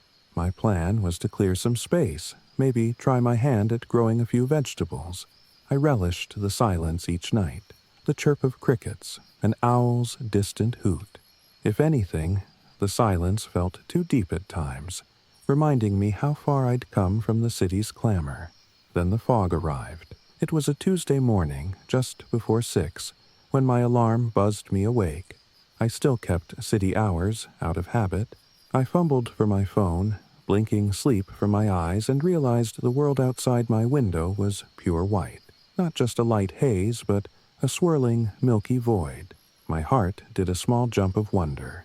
So this was the fabled Cuyahoga Valley fog.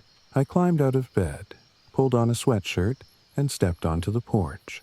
Moisture instantly beaded on my face, the air tasting of dew and leaves. I leaned on the railing, straining to see the orchard below or the ravine's edge. Nothing. The entire landscape was gone, replaced by a silent ocean of gray. I smiled at first. It felt magical, like being inside a cloud. But an undercurrent of unease tugged at me. This fog wasn't just atmospheric beauty, it was also isolating. Suppose I needed help. No one would find me easily. But that was the point, right? I reminded myself I wanted solitude. That same evening, the fog crept back earlier than usual. By late afternoon, a damp curtain moved in, filling every hollow, dulling the trees to vague silhouettes. I decided to stay in, read an old novel by the wood stove. The hush of the fog pressed against the windows, so thick it felt almost tangible. I made tea, trying to enjoy the cozy mood. But around 7, I heard something that shattered my calm. Footsteps on the gravel outside. Slow, deliberate footfalls, accompanied by the squish of damp earth. My pulse surged. No one had visited me since I moved in, and I was fairly certain I had no neighbors for at least half a mile. Heart hammering, I grabbed my flashlight, stepping to the window. The fog swirled, revealing only a few feet of porch. No shape, no person. But the footsteps persisted, pacing as though circling the cabin. Then they faded into the thick gray. I exhaled, adrenaline spiking. My rational mind scrambled for explanations. Maybe a deer or a stray dog. But deer rarely sound like steady human footfalls. The nurse in me told me to remain calm, but the woman alone in a cabin felt a jolt of raw fear. I locked the door, telling myself everything was fine. Probably an animal, or my imagination twisting normal sounds. That night, I woke from a nightmare of being lost in a hospital corridor filled with fog. My heart pounded against my chest. The cabin's darkness feeling claustrophobic. I told myself it was just stress from the big life change. The next morning, I ventured into the tiny town near the park's boundary to pick up groceries and see if I could ask about local lore. But I felt silly, walking into a small coffee shop and demanding, "Anyone know about weird footsteps in the fog?" Instead, I overheard a couple of people chatting about ravine accidents, hikers losing their way, or folks misjudging the edge because the fog was so dense. My stomach twisted with worry. If I wasn't careful, I could be one of those accidents. 2 days later, I met Ranger Trina Polk. She arrived in a battered Ranger Jeep, claiming she was checking on boundary markers. She was tall, mid-30s, with a calm, capable air. I introduced myself. She nodded politely, scanning the cabin. "We don't get many new residents this far in," she said. "You adjusting all right?" I hesitated, deciding to share. "I keep hearing footsteps at night, in the fog, but I never see anyone." Her expression sobered. "Some folks do mention odd sounds when the fog's heavy. The wind can play tricks. Or it might be someone wandering around. We had a few break-ins last year, though it's rare." I tried to laugh it off, but ended up asking if she knew any local ghost stories. She gave a half-smile. "Oh, sure. People say these ravines hide all sorts of restless spirits. Some talk about an old church that once stood in a hollow, or a tragedy from a flood years back. Usually just rumors. But if you get uneasy, call the station." That gave me something to chew on. A tragedy or old church.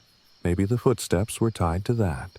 My ex-nurse brain told me not to jump to ghost stories, but my gut insisted something was off. That same night, the fog thickened even earlier. By 5, I couldn't see the orchard. The ravine was lost in white gloom. I paced inside, restless, deciding to do a quick orchard check anyway. Grabbing a lantern, I stepped outside, forcing my courage up. The moisture in the air was so dense I could barely see beyond an arm's length. My boots squelched on wet grass as I trudged behind the cabin. A shape loomed, just for a heartbeat, a figure near the orchard's edge. My lantern wavered. "Hello?" I called, voice echoing softly in the fog. The shape melted away, leaving me alone. My heart hammered. The orchard was empty. I found no footprints in the saturated ground. Shuddering, I retreated indoors, anxiety gnawing at my composure. The next morning, I discovered something bizarre. Apples from the orchard trees lay neatly in a pile by my back steps, each apple carved with shallow grooves, forming swirling patterns. My breath caught. The orchard apples were half unripe, so who would do that? Could an animal do that?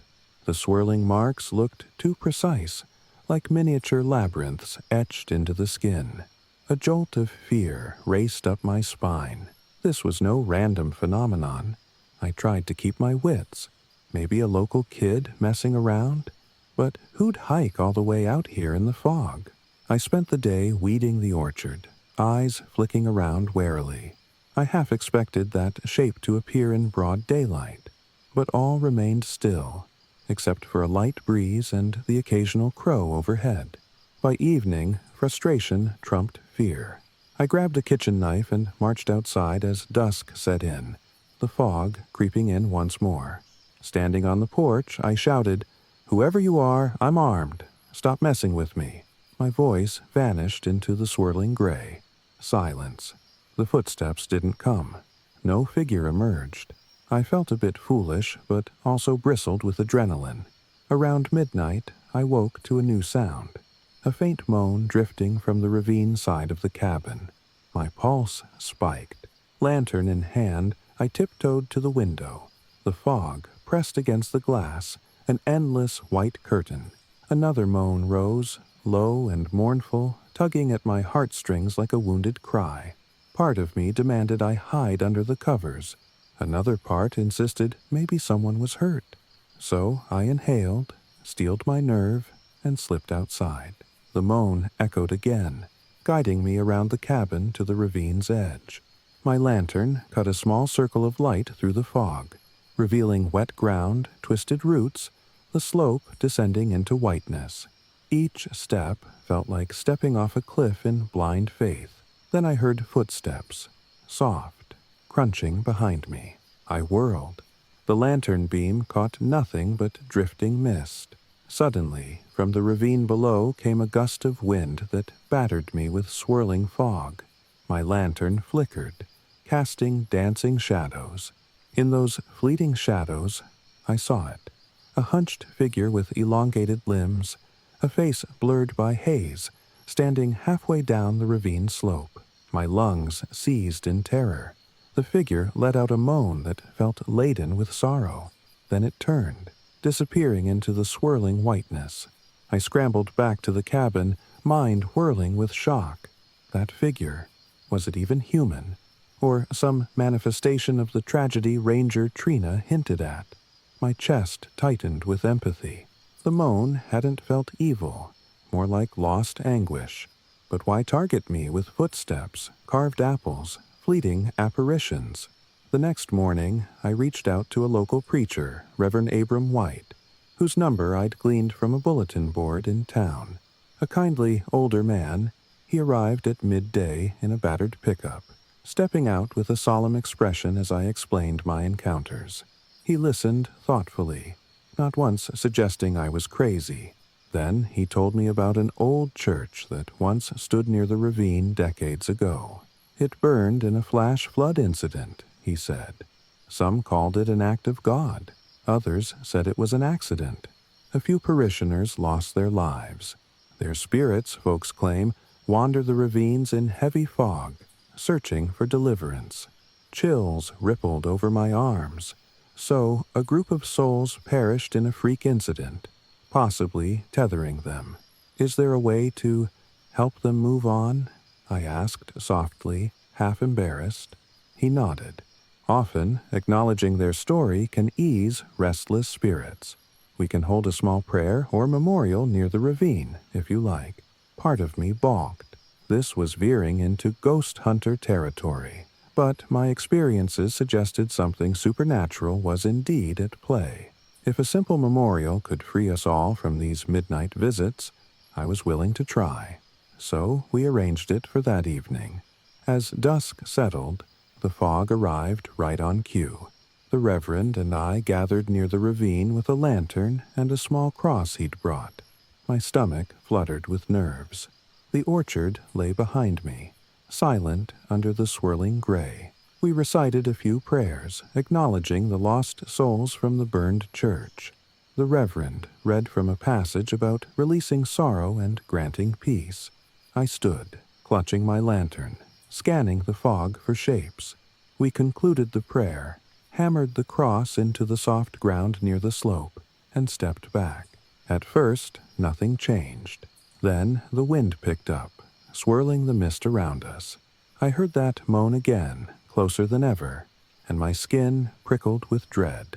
The Reverend squeezed my shoulder, continuing to speak in a calming tone. A silhouette formed at the ravine's edge. Tall, slightly hunched, arms extended as though pleading. My breath caught. The figure moaned, the sound filled with centuries of sorrow. My eyes stung with tears. The Reverend raised his hands, gently urging, "Rest now. Find peace. You are not forgotten." Another swirl of fog consumed the silhouette. A final moan, then silence. The air felt different, lighter. The wind died down, letting the fog drift gently instead of swirling fiercely. I realized tears were streaming down my cheeks, an overwhelming sadness lifting from the land. The Reverend gave me a small, comforting smile. "I think that was what they needed," he said, voice tremulous with empathy. We parted ways, him returning to town. I stood at the ravine a while longer, the cross anchored in the soil, the orchard just visible behind me as a cluster of silhouettes in the dim. The hush that followed felt reverent rather than haunting. I whispered a simple thank you, my voice nearly lost in the fog. No footsteps woke me that night. No moaning or cryptic circles of apples. I slept deeply for the first time since moving. Morning arrived with the usual whiteout of fog, but I greeted it on the porch with coffee and a calm heart. As the sun burned off the mist, I glimpsed the cross near the ravine shining softly in new sunlight. If the spirits of those who died in the flood or the church fire needed acknowledgement, well, we gave it to them. Days stretched into weeks. The orchard thrived under my renewed energy. I cleared weeds, pruned branches, even started composting for a small vegetable patch. The orchard's apples grew plump, no longer carved with bizarre patterns. If a presence had once roamed these hollows, it seemed content now. The old tragedy, whatever it was, no longer hung over me like a storm cloud. Ranger Trina dropped by, remarking that I looked brighter, that the cabin's vibe felt friendlier. I told her about the Reverend's memorial, the silhouette we saw by the ravine. She nodded, not too shocked. This valley holds a lot of history, some of it sad. A simple gesture can mean all the difference to restless souls, I guess. Even on the foggiest mornings, I no longer felt dread. Instead, the white veil seemed almost a soft embrace, letting me appreciate the orchard's silhouettes and the hush of nature. My healing from the hospital tragedy mirrored the land's healing from its own ghosts. One evening, I took a final walk to the ravine's edge, the cross still standing.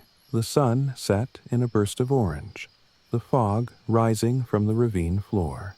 I recalled that first night's terror, the footsteps, the nightly illusions. Now, only a gentle hush accompanied me. A breeze rustled the orchard behind me, and I swore I felt a faint presence brushing past like a grateful farewell. My heart twinged, tears welling up, but this time it was a sweet sadness, like letting go of old wounds. I remain here, forging a quiet life off-grid. Each day, the orchard grows stronger, the apples sweeter. The nights bring occasional fog, but no longer menace. If I ever sense a whisper of old sorrow in the swirling gray, I whisper back, "Rest," and it fades softly. I can't bring back the patients I lost, nor the souls who died in that church tragedy, but I can live with compassion for the living and the dead. And so the Cuyahoga Valley has become my haven. The same thick mists that once cloaked eerie shapes now cradle me in peaceful solitude. The orchard stands as a testament to renewal, each leaf stirring in the breeze a reminder that life can flourish after darkness. In the hush of dawn, I sip coffee, watch the fog swirl, and feel a sense of belonging.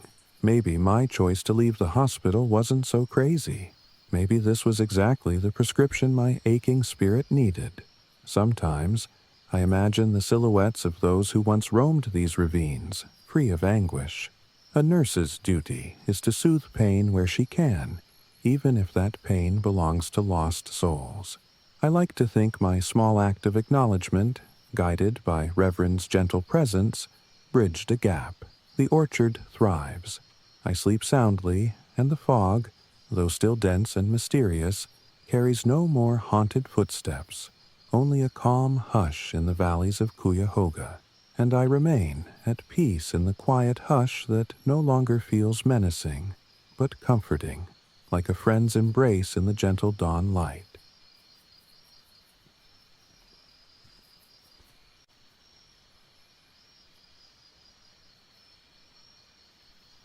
I can't remember the exact moment I decided to leave city life behind and move to a decrepit log house deep in Wayne National Forest. Maybe it was after another soulless day at my copy editing job, or maybe after reading one too many books about Ohio's frontier history, books that made me yearn to touch, smell, and breathe the places I'd only seen in faded photos. Whatever the reason, I ended up on a hot August afternoon, coasting down a gravel road with no name, winding through a mass of leafy green so dense it felt like being swallowed by the woods. My mind told me I was crazy. My heart insisted I'd finally found where I belonged. My name's Elias Carter. I'm 31, a history buff with an academic background that never quite took me where I wanted to go. Instead of a stable museum job or a comfortable teaching post, I spent years drifting, piecing together freelance gigs. At night, I devoured tales of Ohio's frontier days, the old stagecoach routes that once crisscrossed these forests, the perils travelers faced, the legends of robberies and lost caravans. Something about that era called to me, enough that when I found a battered listing for historic homestead in Wayne County, I jumped. The place was old, miles from any real town, lacking in modern amenities. Perfect for me. I arrived in the late afternoon, my sedan rattling over potholes that threatened my suspension. Towering pines and oaks loomed over me like watchful guardians. I passed a half-broken sign reading, "Shawnee Stagecoach Trail, 1 mile, half choked by vines." I felt a thrill. I was stepping into the heart of the region I'd read about so often. This trail, centuries old, once bustled with wagons, horses, drivers, bandits. The stories went on and on about lost travelers, missing mail coaches, even entire wagon loads of supplies that vanished. Locals called it cursed. I called it enthralling. Finally, the road bent, and I glimpsed the log house. Time and weather had taken their toll. Logs dark with age, a porch slanting dangerously, windows patched with boards. Still, it exuded a kind of stubborn charm. Setting the parking brake, I sat for a moment, letting the engine tick in the hush. Cicadas shrilled, the forest radiating the day's heat in waves.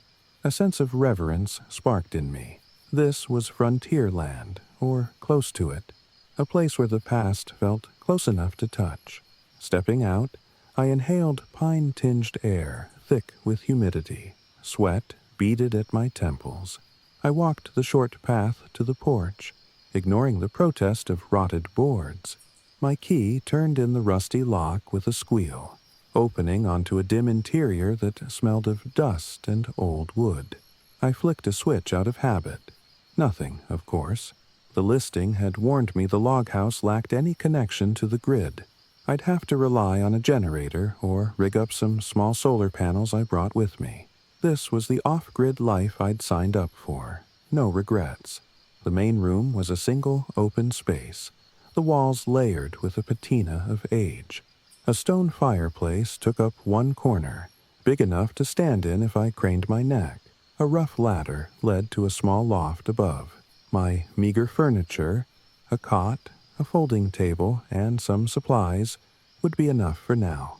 I cleared away cobwebs, let fresh air spill in through a jammed window, and tried not to think about how the place creaked ominously whenever I took a step.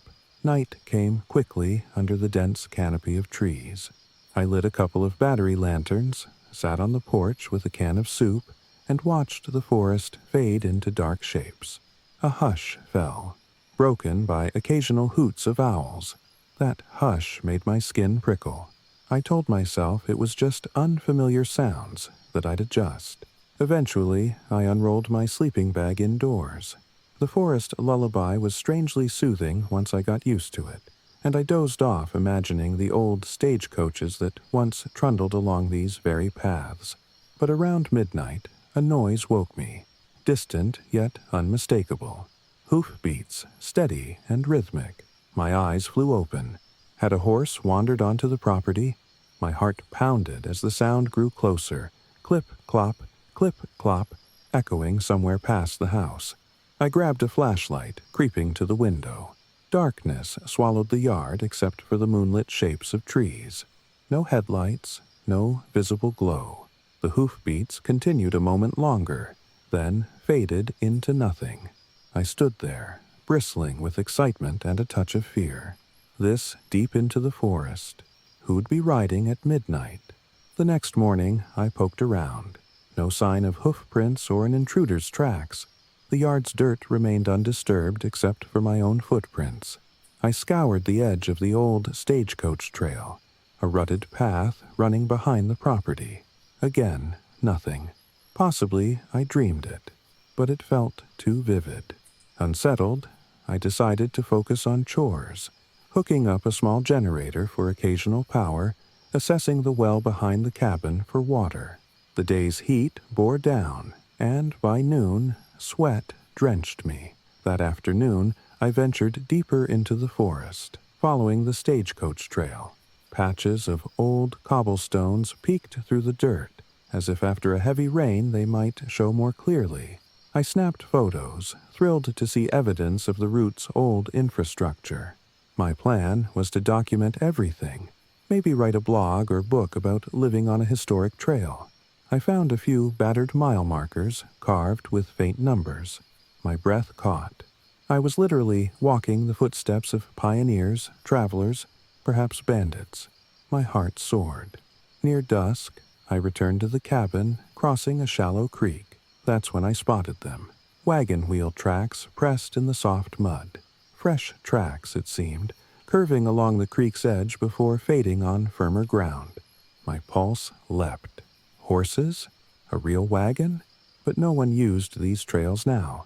I knelt, touched the grooves. They looked crisp, recent. A chill pricked my scalp. Could it be a neighbor reenacting history? That didn't make sense, especially not in the middle of nowhere, unless it was some ghostly phenomenon. The notion excited me, but also tightened a knot in my stomach. That night, the hoofbeats returned, loud and insistent, passing behind the cabin.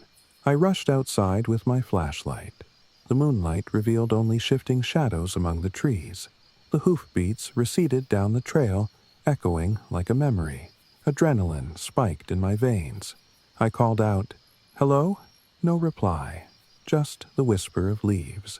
My heart hammered, and a sense of wonder mingled with dread. Had I truly heard phantom horses?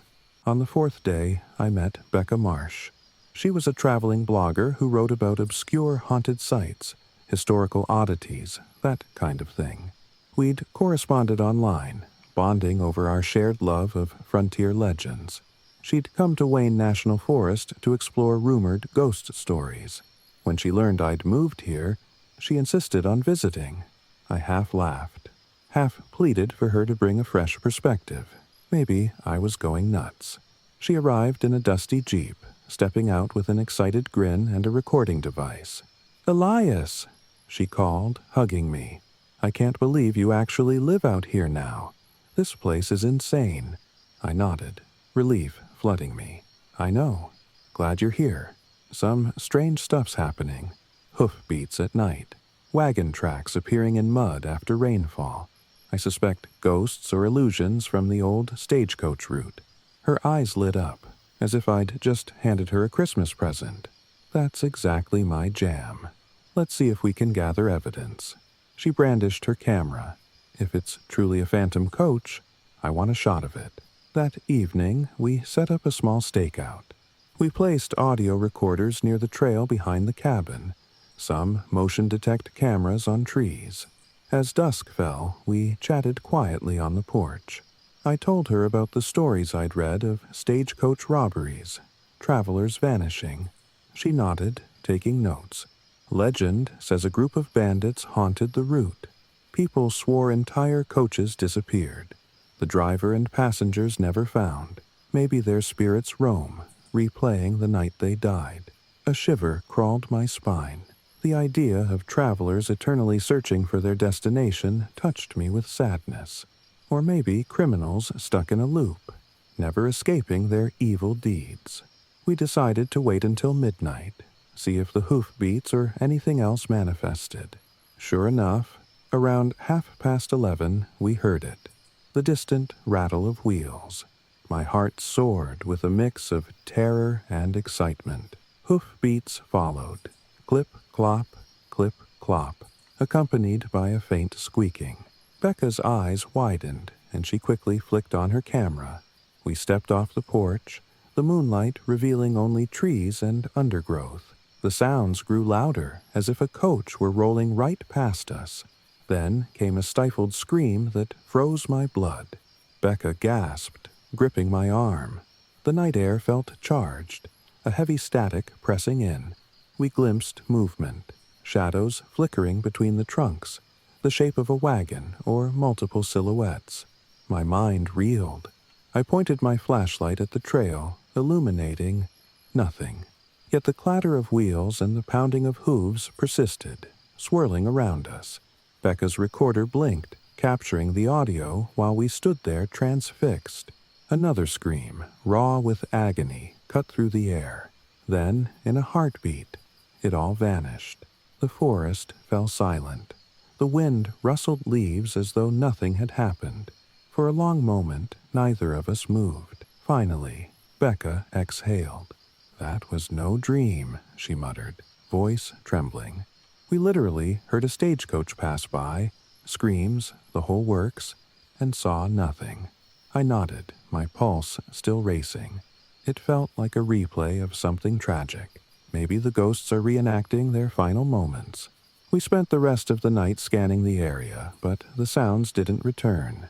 In the morning, we checked the cameras and audio recorders. The audio, indeed, captured faint hoofbeats and a distant scream, but the video recorded only flickers of shadow, no distinct shapes. Still, it was enough to confirm I wasn't imagining things. That day, we hiked a mile down the old stagecoach trail, looking for any sign of recent disturbances. We found wagon wheel ruts in the dried mud, crisp as if made hours ago, yet leading nowhere. Our skin crawled with the realization we were dealing with something beyond rational explanation. Becca insisted we do deeper research, possibly find out which stagecoach might have vanished here. We headed into the nearest small town, rummaging through library archives and battered microfilm. Over hours of scanning old newspapers, we discovered references to a stagecoach robbery circa 1832. 5 passengers plus the driver, all unaccounted for after traveling the Shawnee route. The article concluded that highwaymen likely ambushed them. Another piece mentioned rumors of a hidden mass grave. My stomach knotted at the details. It fit the pattern. Travelers lost forever, their souls potentially stuck in some afterlife loop. That evening, we showed the articles to Sheriff Fowler, the local law enforcement. A stout man with a slight drawl, he brushed it off politely. Ghost stories, that's all. Every patch of woods around here has 'em. Y'all are chasing myths. When we pressed him about the nightly wagon, he gave us a long look. Look, I've heard folks talk. I can't chase down a ghost. Unless a living soul goes missing, it's out of my jurisdiction. He seemed sympathetic, but ultimately dismissive. Becca and I decided we'd attempt a direct confrontation, some form of memorial or vigil acknowledging the lost travelers, hoping to free them from this endless haunting. A part of me felt silly, but we were out of logical ideas. If these spirits were indeed replaying the moment of their death, maybe we could give them closure. We spent a day crafting a simple wooden sign, listing the names we found in the old article. 2 passengers had partial names. The others were just unidentified. We hammered out some phrase like, "In memory of those lost on the Shawnee stage, 1832. May you rest in peace." Our plan: stake this sign near the old trail where the wagon's phantom seemed most active and hold a nighttime vigil. The final night arrived. We armed ourselves with lanterns, the sign, and a small cross. The sky was clear, stars glinting above the towering pines. The hush felt expectant. We followed the moonlit trail to a spot near a bend in the path behind the cabin, where we'd repeatedly caught fleeting wagon ruts. The air stood still, thick with tension. Setting the sign upright, we pounded it into the soil. Becca lit a candle she'd brought, placing it at the base. My chest tightened with nerves. Midnight neared, and the forest's stillness pressed in, making each breath feel loud. Then, faintly, the hoofbeats began, clip-clop echoing in the distance. My heart raced. We raised our lanterns, stepping forward. The sound drew closer, joined by the creak of wooden wheels. I braced for the screams. Indeed, they arrived. A muffled cry, rising in fear. My eyes watered, imagining the terror those travelers felt. Becca called out, voice trembling. "We acknowledge you. We know what happened. We're sorry for your suffering." I held the cross aloft, feeling half ridiculous, half desperate. The hoofbeats thundered, swirling around us, an invisible coach barreling through the gloom. Another scream, pained and desperate. Goosebumps prickled my skin. A shape flickered near the sign, like a faint silhouette of a driver hauling on invisible reins. My voice quivered as I said, "We remember you, passengers and driver, lost to violence. We give you this memorial. Rest, please." The phantom shape jerked, a shrill cry reverberating through the pines. The wind whipped up, swirling leaves across the trail. It felt like a storm of ghostly energy, snapping branches, rattling the sign. My heart pounded so hard it hurt.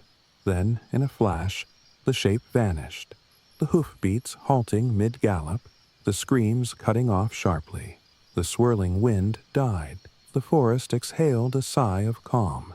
Becca and I stood there, lantern beams quivering on the empty trail. My throat felt tight with emotion. That final cry had carried a note of raw despair turning into something like relief.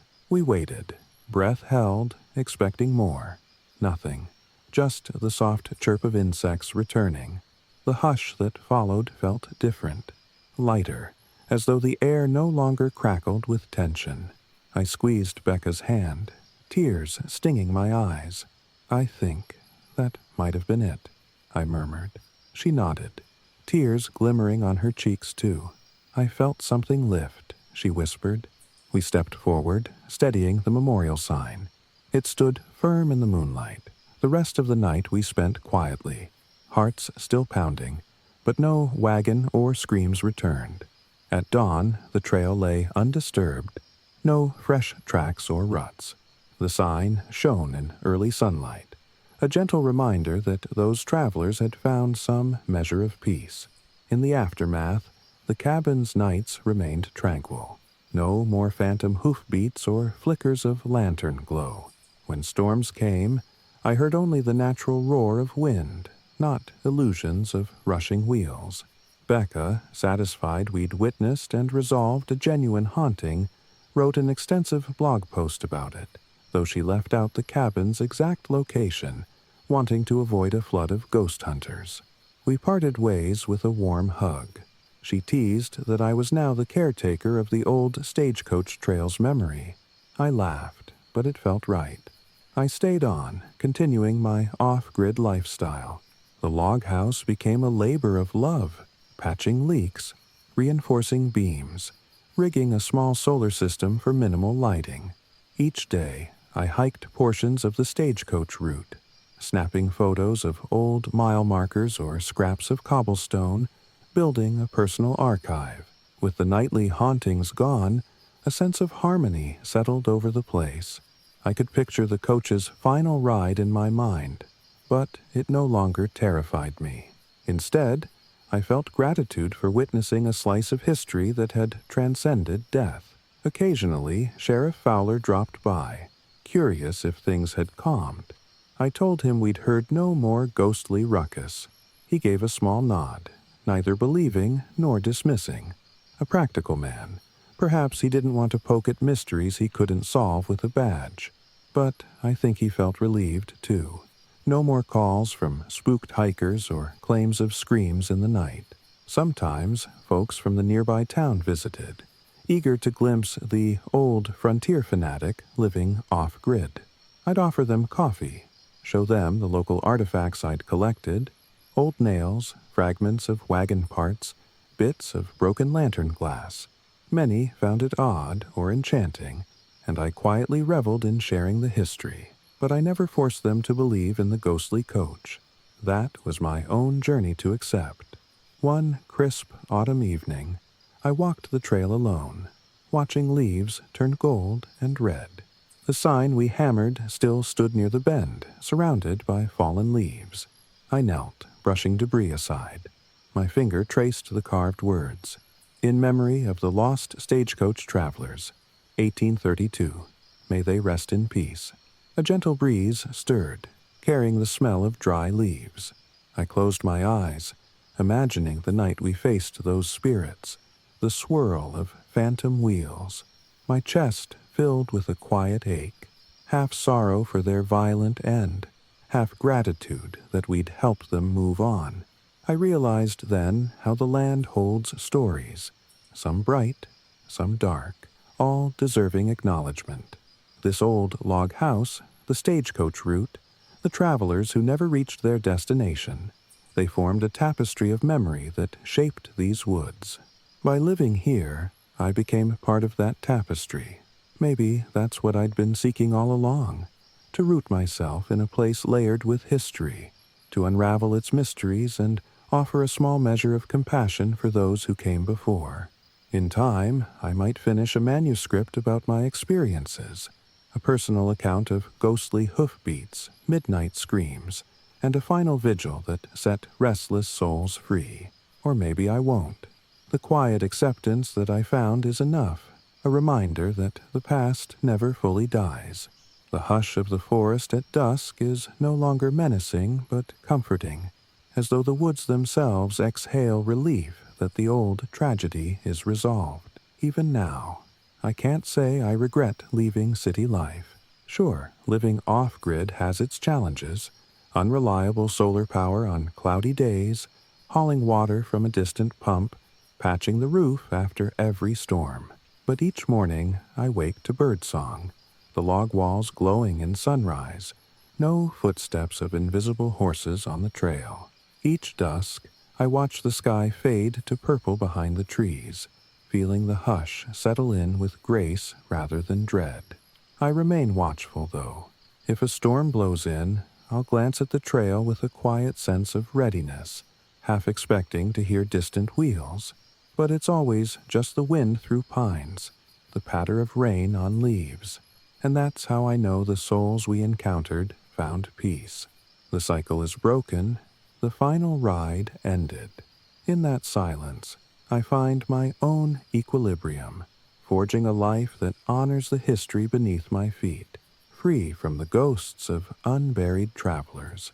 There's an old stump near the cabin where I like to sit, especially at twilight, the forest's hush wrapping me in a gentle embrace.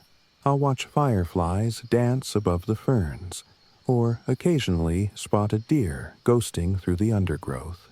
The stagecoach trail still lies behind me, a simple dirt path overshadowed by tall oaks, but now it feels more like a footnote in these woods' long saga, rather than a place of terror. If I close my eyes, I can almost hear the echo of wagon wheels, a memory rather than a present threat. It doesn't scare me anymore.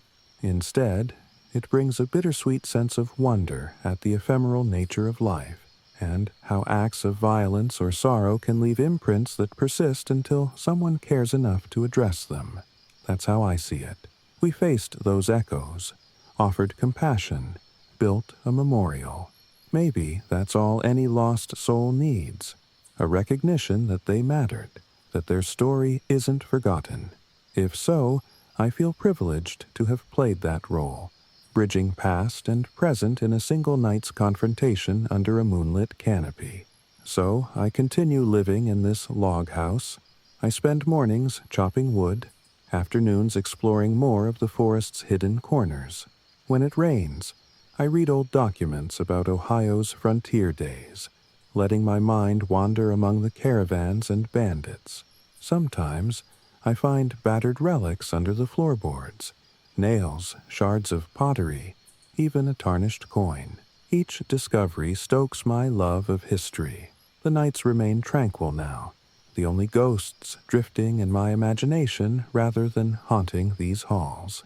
I figure I'll restore the cabin more fully, patch the roof, maybe carve some old-fashioned patterns into the new shutters, paying homage to the frontier style. Part of me dreams of opening a small living history spot or renting it out to fellow wanderers seeking a brush with old legends. But I'm in no rush. The hush suits me, and I'm content with the slow pace of off-grid life, stoking the fireplace on chilly nights, collecting rainwater in barrels, listening to tree frogs in the summer darkness. When the time is right, maybe I'll invite a few curious souls to see the sign we erected, to stand with me at that bend in the trail and feel the calm that replaced the once terrifying spectral stagecoach. They might sense the faint echo of the wheels, but they won't hear the screams. That's done now, freed. At 3,000 words in, I realize I've poured a lot of my heart into this narrative, but that's how deep these experiences cut. They changed me. I started as a historian chasing the romance of frontier lore.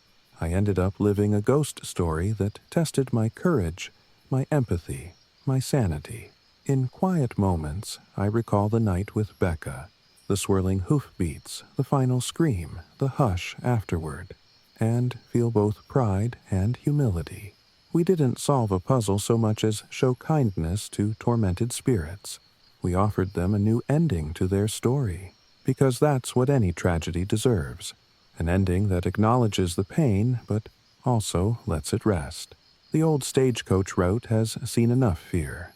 Now it sees me, journaling on the porch, or whistling as I gather firewood, no longer jumping at every rustle.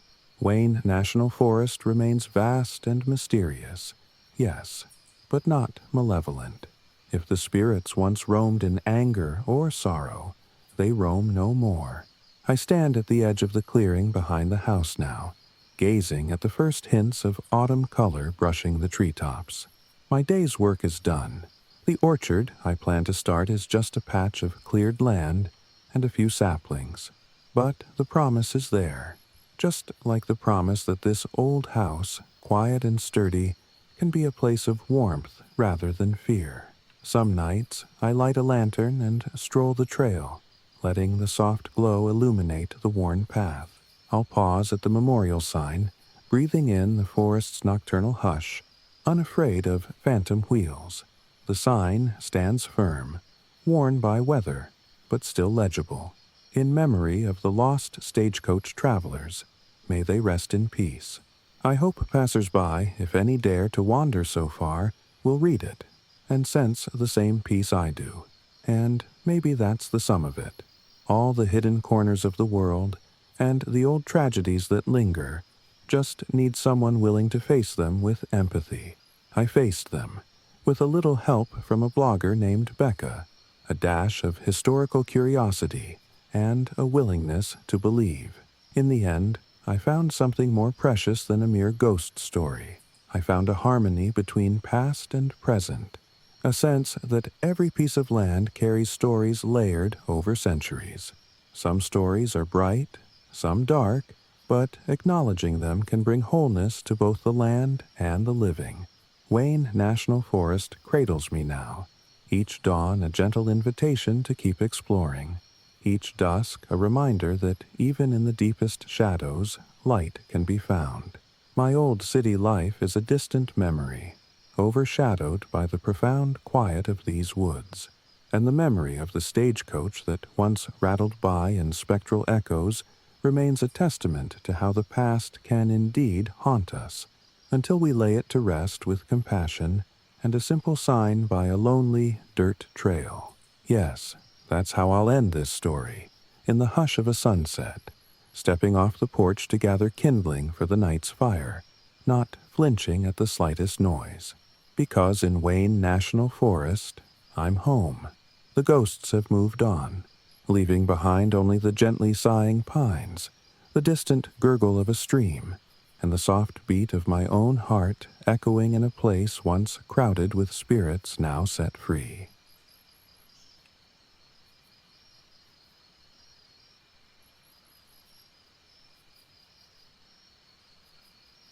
I'm piecing together Robin Fontes's life near Lake Erie, balancing struggles with waves and spirit's ominous presence, capturing her fierce confrontation and survival.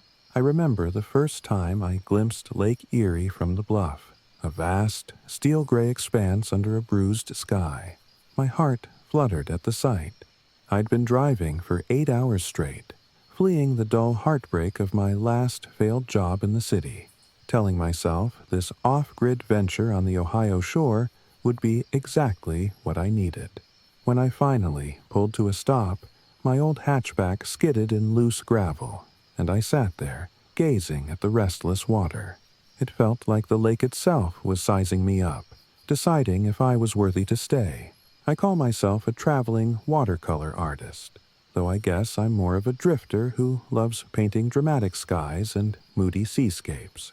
I'd found this yurt rental listing late one night, a cheap, off-grid spot perched on a bluff overlooking Lake Erie, near Geneva on the lake. The pictures showcased a lonely stretch of shoreline and a bright, canvas-walled yurt on a small wooden platform. It looked half-battered by storms, but I saw potential in the sweeping horizon, the crash of waves, the subtle color changes of the lake in every season. If that didn't inspire me to paint again, I figured nothing would. Stepping out of my car, I shivered as a stiff breeze whipped across the bluff, ruffling my hair and sending gulls screeching overhead. The yurt was just visible at the end of a worn footpath, its canvas sides patched in places, a small wind turbine spinning lazily nearby. A row of battered solar panels propped at an angle hinted at minimal electricity. Between them stood a sagging clothesline dancing in the wind. I grabbed the first of my boxes, art supplies mostly, and walked the short path to the yurt. Inside, I found the basics: a low cot, a tiny table, a wood stove for chilly nights, and small shelves for supplies. It smelled faintly of sea salt and old canvas. My shoulders relaxed. This was all I needed. Maybe it wasn't fancy, but it offered quiet, space, and a front-row seat to Lake Erie's moods. I took a deep breath and let the wind outside fill the yurt's thin walls with its steady flap. It felt like possibility itself. The first day, I busied myself setting up a small generator for emergencies, checking the solar battery that powered a light or two, and hauling in my cooler of groceries. By evening, the wind picked up, howling across the bluff. I cooked a simple meal on my propane stove, listening to the waves crash far below. The only sign of civilization was the faint glow of some distant lakefront houses far off to the east, their lights flickering in the dusk. Otherwise, I was alone with the wind and the water. I guess I expected romantic nights of painting by lantern, lulled by the surf. But that first night, a brutal storm rolled in, thunder booming over the lake, lightning revealing the roiling water in split-second flashes. The yurt shook as gusts battered it, the canvas walls snapping like sails. At one point, a piercing wail seemed to circle the yurt, and I jolted upright, every nerve on edge. Probably just the wind funneling around the cliffs, I told myself. Yet it sounded almost like a cry. I tried to dismiss it as my imagination run wild. By dawn, the storm eased, leaving me exhausted from a night of fitful, adrenaline-charged rest. The next day, the lake glimmered oddly serene under a watery sun, the waves calmer. As I stepped outside to check for storm damage, I nearly tripped over something at the edge of the platform, a fish carcass. It lay partially gutted, flies buzzing. My stomach turned. One fish might not be so strange. Maybe a gull had dropped it. But as I looked around, I realized there were several fish carcasses scattered in a half circle. Not a neat, perfect shape, but definitely more than random scattering. The odd arrangement pricked my skin with goosebumps. Could gulls do that? Possibly, though it felt deliberate. I tried pushing it from my mind, tossing the carcasses over the bluff and washing the platform down. That afternoon, I set up my easel near the yurt to capture the color changes in the lake's surface. As I painted, the wind teased my hair, the water's shifting grays and blues mesmerizing me. In the distance, I saw what I assumed was a fisherman's boat chugging along. By the time I looked up again, the boat was gone. Maybe it had docked around a bend. I made a mental note to find out where the marina was. Sure enough, a few days later, I found the nearest marina in a small cove. That's where I met Marvin Wolf, a local fisherman, leathery-skinned and quiet. He was tinkering with his boat engine when I approached, asking if he sold fish or offered rides. He eyed me with mild curiosity. "You new around here, living off that bluff?" I nodded, smiling. "Yes, renting the yurt off-grid. I'm an artist. Watercolors. Hoping to capture the lake's storms, sunsets, that sort of thing." He grunted, then said, "Wind can knock you flat up there, and that lake can be tricky. People talk about weird lights or calls along the bluffs during storms." My heart did a small flip.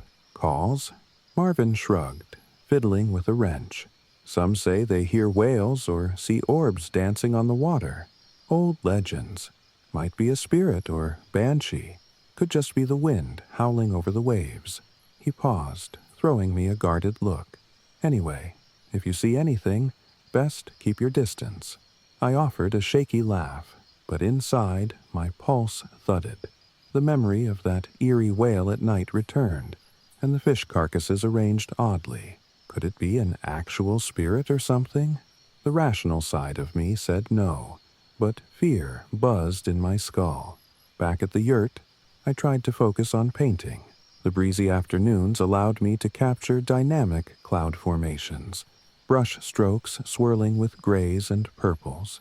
Sometimes, however, I'd glance at the lake and think I saw faint orbs dancing above the water, only to vanish when I squinted. Probably just sunspots in my vision, I told myself.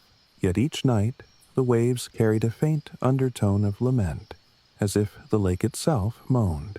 I told myself I was letting local gossip get under my skin. Then the fish circles started appearing more frequently. Every couple of mornings I'd step outside to find fresh carcasses, sometimes catfish, sometimes perch, arranged in rough shapes near the yurt. Each time, a wave of revulsion and alarm hit me. No gull or raccoon had the dexterity to form these patterns. The circle shapes, the half-moon arcs, felt purposeful. Was someone messing with me? A local wanting me gone? Shaken, I roped in the help of Alicia Sawyer, a local conservationist who I'd connected with in an online group about Lake Erie cleanup. She drove out in her battered sedan one afternoon, her short-cropped hair plastered to her forehead from the windy drive. We stood on the bluff, scanning the water. I pointed out where the fish circles had been. She frowned, arms crossed. That's definitely not typical scavenger behavior. You sure no one's sneaking around here at night? I shrugged, unsettled. I'm alone. No neighbors nearby. I've heard weird wails in storms, glimpses of orbs. Locals mention a banshee or spirit haunting the lake. Maybe it's nonsense, but something's happening. Alicia's skepticism flickered, replaced by concern. If there's some cryptid or spirit, it's best not to provoke it, or maybe a person playing a twisted prank. We decided to stake out the area one night. She volunteered to camp near the yurt with me. 2 sets of eyes might catch the culprit. That evening, we set up a small fire pit and chairs on the bluff, a bright lantern shining onto the surrounding grass. The sky darkened, the lake turning inky black. Waves sloshed far below, the wind rustling the grass. Tension thickened as we waited, midnight creeping closer. Suddenly, Alicia stiffened, pointing at a faint glow bobbing across the water's surface. My stomach dropped. The glow drifted closer, flickering in pale greenish light, then vanished behind a cresting wave. We heard a distant cry, high-pitched and haunting. The hair on my neck stood up. Wind battered us, and we scurried to the yurt's partial shelter. The cry built in intensity, weaving with the wind's howl, forming a mournful wail. In the gloom, I spotted at least 3 or 4 flickering orbs near the water's edge, dancing up the rocky slope. Alicia grabbed my arm, eyes wide. "Those aren't normal," she whispered. My pulse hammered. The orbs approached the bluff, swirling erratically as if searching. Then a surge of wind roared, sending waves crashing violently. The wail hit a crescendo, echoing around us. My eyes stung with tears from the wind or raw fear. One orb glided close, maybe 20 feet from the yurt, lighting the grass in an eerie glow. Alicia raised a trembling flashlight beam, but the orb winked out. Another circle of fish carcasses suddenly slid into view, as if dropped by invisible hands, glinting in the weak lantern light. A sob caught in my throat. This was no human prank. Something unnatural was at play. We retreated inside, hearts pounding, locking the canvas door flap, though logically it wouldn't stop a ghost. The wailing eventually ebbed, leaving us in trembling. When dawn broke, we surveyed the carnage outside. Fresh fish laid in a half-circle around the porch. My mind reeled with questions. Why fish? Why these orbs and whales? Determined to unravel it, Alicia and I scoured local lore. We pored over library records, searching for references to a drowned spirit, a banshee associated with Lake Erie. Sure enough, we found mention of the Lake Wraith, a story about a woman who lost her child to the waves and wandered the shore forever, luring unsuspecting souls with crying. Another variation spoke of a banshee that thrived on despair, calling out during storms. Did the fish offerings represent some twisted attempt at nourishment or tribute? Our imaginations ran wild. Armed with partial myths, we devised a plan. We'd confront this presence, offering compassion or a memorial in hopes it would release the haunting. If it truly was a restless spirit, maybe it needed acknowledgement. If it was a banshee feeding on fear, maybe shining lights and refusing to cower would drive it off. We gathered bright lanterns, flares, and a small token, a watercolor painting of Lake Erie at peace. Alicia joked wryly, "Art therapy for a ghost." The final night's storm arrived with dramatic flair. Lightning forked across the sky, reflecting off the lake's surface. thunder rolled, shaking the yurt's fragile walls.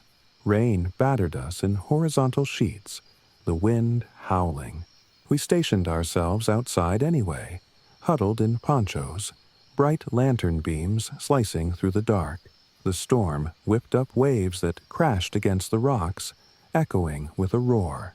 Sure enough, the orbs materialized out on the water, swirling in a frantic dance.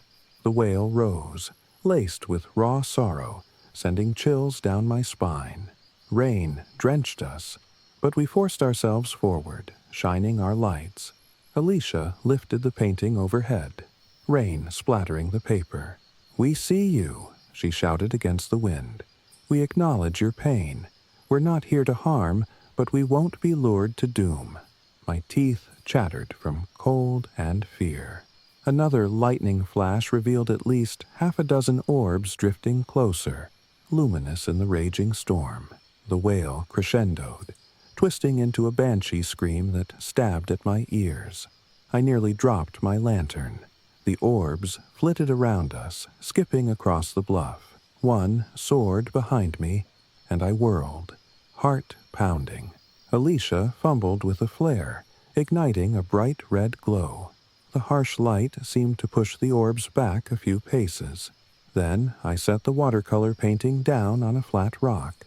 With trembling hands, I shouted to the wind, "We offer peace to your spirit. If you're lost, we show you compassion, but we won't follow you into the water." The scream tore into a piercing note, the orbs flashing erratically. My ears rang. The ground trembled with thunder. It felt like we were battling raw elemental fury. Suddenly, a wave crashed so violently below that spray shot up, drenching the bluff. I staggered, Alicia grabbing my arm to keep me from toppling. The orbs flickered, swirling in confusion. I felt an overwhelming wave of sadness, like centuries of grief washing through me. Tears mixed with the rain on my face. "We're sorry," I whispered, voice cracking. "Whatever happened, we're sorry." Then, as if on cue, lightning struck a distant rock spire offshore, lighting the entire scene in blinding white. The orbs blinked out in that instant, the banshee wail cutting off mid-note, leaving only the thunder's aftershock. My hearing buzzed with the echo of that abrupt silence. Alicia and I stared at each other, panting in the pounding rain. The storm continued, but the presence receded, no longer swirling around us. My heart hammered, but I sensed the malevolence had lifted, like a final wave receding from shore. At dawn, the storm clouds cleared to reveal a calm, glassy lake. Debris littered the bluff, branches torn by the wind. But no fish carcasses formed circles. No watery footprints lingered. Alicia and I stood near the painting, which was half ruined by rain but still identifiable as a peaceful Lake Erie scene. We exchanged a shaky hug, relief washing over us. After that, everything changed. The nights grew quiet, the wave crash lulling me instead of terrifying me. No more orbs flickered over the water. No wails echoed in the wind. I felt a lightness in the air around the yurt, as if the gloom had lifted. Alicia left a few days later, satisfied we'd banished or appeased whatever spirit haunted the bluff. In the weeks that followed, I embraced the serene atmosphere. Mornings found me painting the sunrise, capturing pink skies reflected on gentle waves. Even fierce storms felt natural, no longer laced with supernatural dread. Marvin Wolfe visited once, noticing my relaxed demeanor. When I told him the lights no longer appeared, he gave a small nod. "Guess you found a way to calm the lake's spirit," he said softly, eyes drifting across the calm horizon. I remain here, living in the yurt, forging my art without fear. The storms that once howled with banshee screams now roll in with a majestic rumble, leaving me inspired instead of terrified. Sometimes, late at night, I step onto the bluff and stare at the moonlit water, remembering the swirling orbs and the agonized wail. A twinge of sadness persists. as if that spirit had once been a lost soul needing release. Perhaps we offered it an exit from centuries of grief, or maybe we just refused to feed its power.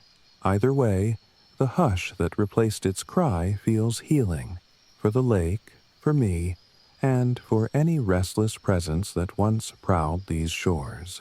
Now, as I step onto my porch each dawn with a mug of coffee, I watch gulls arc across the sky, the sun glinting off Lake Erie's shifting waves. I breathe the crisp air, grateful for the calm. My paintings brim with color and vitality I'd lost in city life, each canvas capturing the lake's infinite moods, minus the haunted aspect. The memory of that final confrontation lingers, a testament to the power of simple compassion or refusal to yield to fear. And in the hush of a storm's aftermath, I sometimes imagine I hear a faint lullaby of the wind, not a banshee's wail, but a gentle, forgiving whisper that all is well on Lake Erie's timeless bluffs.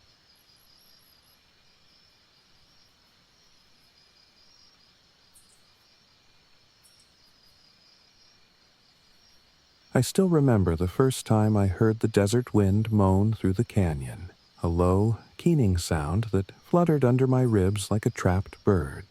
I'd arrived in northern Arizona just 3 days prior, hair still braided from the drive, my old SUV caked with road dust after countless hours on sun-scorched highways.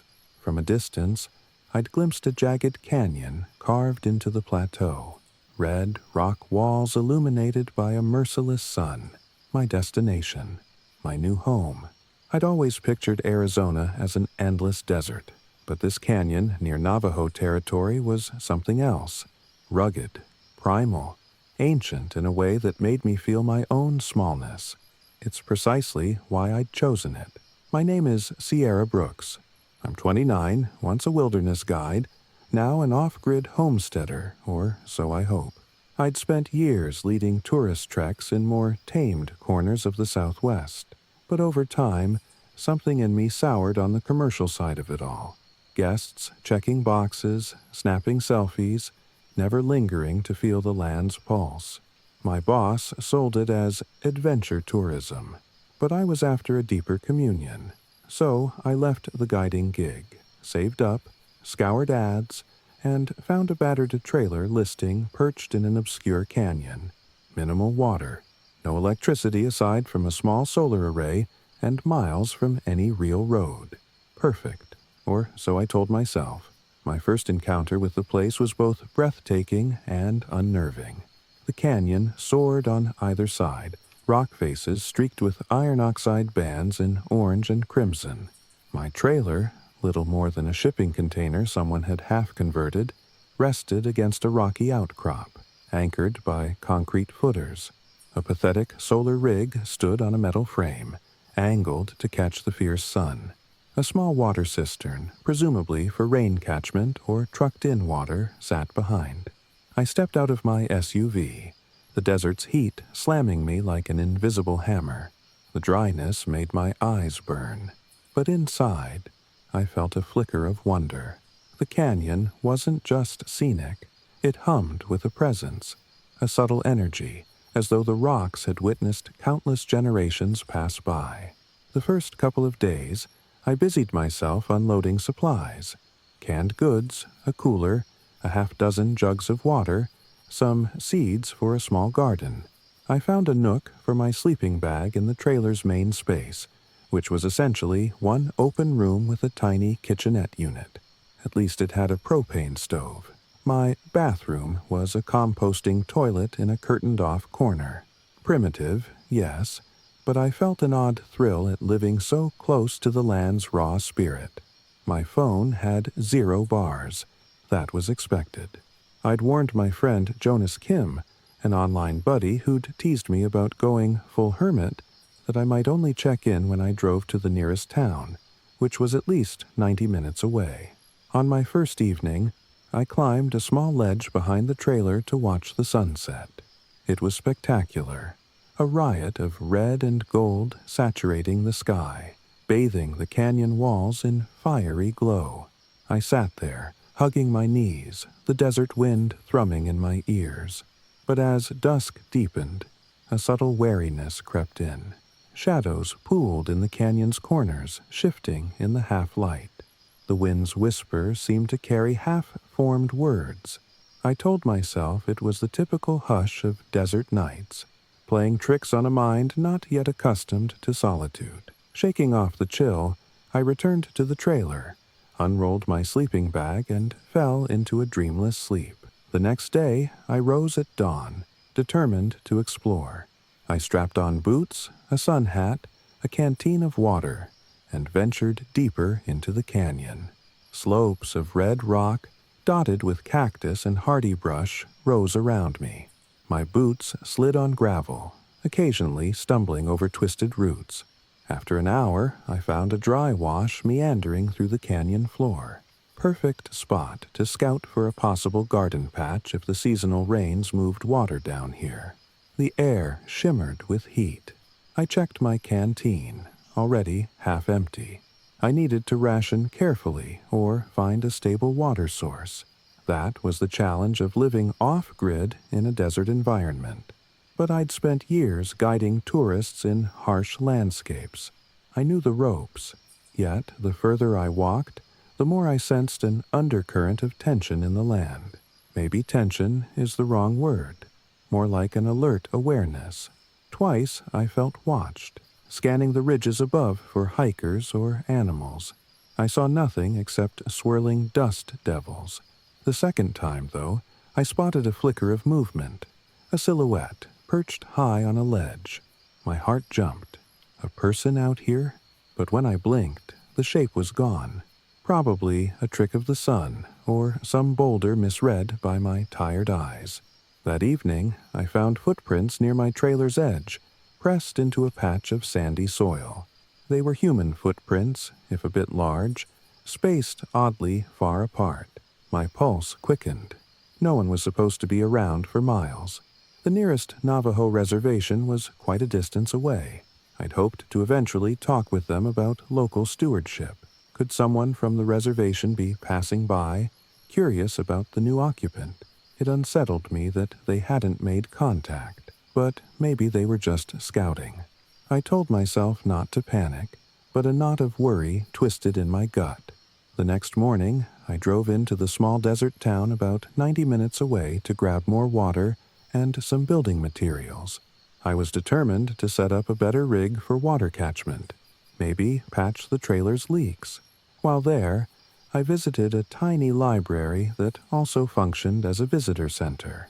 That's where I met Red Hawk, a Diné elder who'd come in to drop off some brochures about cultural tours. He noticed me poring over maps of the canyon and asked politely if I was new. I explained I was living off-grid near the canyon's eastern edge, seeking to homestead. He grew somber. "You picked a tricky place," he said. "Beautiful, yes, but the land can be protective." I cocked my head, intrigued. "Protective? You mean harsh or something else?" He hesitated. "Our people speak of older forces in some canyons, watchers or shapeshifters that guard certain sites. Sometimes we call them Yi Nald Lushi. If you disturb the land or fail to respect boundaries, they might test you, or worse."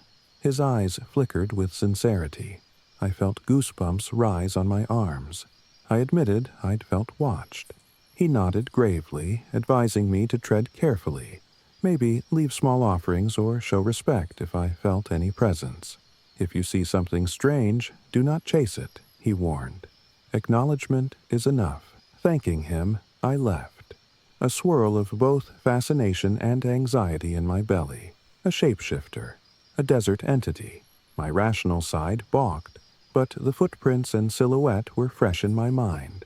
That night, back at the trailer, I tried to adopt a posture of respect. I placed a small pinch of cornmeal near the entrance, a gesture I'd read about in various southwestern traditions, muttering a quiet apology for any disturbance. The wind stirred, rustling the brush, but no shape loomed. I let out a breath of relief. Things remained calm for a few days. I hammered together a small shade structure outside the trailer, hoping to keep the interior cooler. I dragged a few logs from a nearby wash to form a windbreak. At night, I stared at the stars, enthralled by their brightness in the desert sky. My fear receded, replaced by awe. Perhaps Red Hawk's advice had settled the unseen watchers. But the desert doesn't yield so easily. A week later, Jonas Kim visited. My online friend who'd teased me about going full hermit. He was in the region for a photography job and wanted to see my setup. He arrived in a swirl of dust, stepping out, mouth agape at the stark canyon vistas. I gave him a quick tour. My trailer, the half-broken solar array, the jugs of water I stored in a corner. He whistled at my living conditions, half joking that I was a badass frontier woman. The next morning, Jonas and I decided to do a longer hike, see if we could find a rumored hidden petroglyph site. Maybe we could glean some sense of the canyon's spiritual presence. We packed water, wore hats, started off early to avoid midday heat. The canyon spread wide, a labyrinth of rock spires and gullies. Jonas snapped photos, giddy at the raw beauty. I felt a surge of pride, showing him my new domain. After a couple of hours, we stumbled upon a cluster of boulders etched with faint petroglyphs, spirals, animal figures, a few humanoid shapes with elongated limbs. My heart fluttered. This was living history, a testament to indigenous presence from centuries or millennia ago. Jonas captured pictures, and I traced the carvings with my fingers gently. A hush settled over us, as if we intruded on sacred ground. We decided not to linger too long, mindful of Red Hawk's caution. On the hike back, we realized we'd lost the main wash. The canyon's folds can be disorienting. We took a wrong turn, ending up among weirdly eroded pillars. Jonas's phone had no signal, of course. The sun blazed overhead, draining us. My mouth grew parched, water supply dwindling. Tension rose. Would we have to spend the night out here? Then, from the corner of my eye, I saw a flicker of movement. A shape darted behind a rock spire, so fast it seemed unnatural. Jonas caught it too, exclaiming. We rushed forward, calling out, but we found only empty shadow. A chill snaked down my spine. Moments later, a voice echoed, carrying on the wind. Low, guttural, as if mocking us. Jonas paled, gripping my arm. We spun around, scanning the rocks. The voice ceased. Then the shape flitted across a nearby ledge, tall and lean, limbs too long for a normal person, and a head crowned by something like horns or tall ears. My heart lurched in primal fear. Jonas swore under his breath, fumbling for his camera. By the time he aimed, the shape was gone. Anxiety spiked. Could this be the shapeshifter or desert spirit Red Hawk warned me about? We forced ourselves to keep calm, focusing on reorienting. The presence seemed to circle us, occasionally letting out that rasping chuckle. Each time we glimpsed it, our terror mounted. My ears buzzed with adrenaline. We eventually found the main wash by luck or by the shape's design, though I couldn't be sure. We half-jogged back to the trailer, hearts pounding. Once safely inside, we collapsed on the floor, panting. Jonas stared at me, wide-eyed. What the hell was that? I had no words. Every ghost story, every myth about desert shapeshifters suddenly felt too real. Could this entity be testing me, as Red Hawk had suggested? Jonas insisted we leave, but I refused. I couldn't just abandon my new home. Instead, we decided to consult Red Hawk again. Jonas was equally curious and freaked out. The next day, we drove to the reservation outskirts, found Red Hawk at a community center. We recounted our experience in hushed voices. He listened gravely, eyes reflecting concern. If you saw a shape with horns or tall ears in broad daylight, mimicking voices, it might be a Yi-Nald Lushi or a trickster spirit. They are said to dwell in canyons, especially sacred or unvisited areas. They feed on fear. The more terrified you are, the more it can manipulate you. My stomach churned. Jonas was pale. So, how do we handle it? He asked, voice trembling. Red Hawk explained that a respectful approach was key. We must show we understood the land's sacredness. Promise not to desecrate it. Sometimes a ritual or offering could appease the entity. But if it was truly malicious, we might need a stronger measure, like a blessing from someone knowledgeable in Navajo protective ceremonies. My mind whirled. I'd come for a simpler life, not to battle shapeshifters. Yet I couldn't walk away. This was my chosen home. That evening, Jonas insisted on staying one final night to help me. We prepared a small ceremony, a pinch of cornmeal, a couple of feathers I'd found, a handful of local herbs. We placed them on a flat rock near the trailer, reciting a simple statement acknowledging the land's guardians. My voice shook. We respect this canyon. We come in peace. We do not harm. Let us coexist. Jonas repeated after me. The wind hissed across the sagebrush. We waited. Breath caught in our throats, but no shape emerged. No mocking voice. Perhaps that was enough. But around midnight, the rasping chuckle returned, a menacing echo in the darkness. Jonas and I jumped from our seats, shining flashlights around. The shape flitted behind a boulder, glimpsed by moonlight. Tall, elongated arms, those ears or horns. My heart hammered. The creature hissed a guttural sound, then the wind picked up, swirling dust around us. It felt like a confrontation. Jonas shouted, "We're not afraid of you," though his quivering tone betrayed him. The shape let out a low growl, bounding away in impossible leaps. My flashlight beam followed too slowly. Then came a piercing shriek that shattered the silence, vibrating my bones with sheer terror. Jonas screamed in panic, dropping his light. I grabbed his arm, forcing him not to run blindly. The swirl of dust choked us.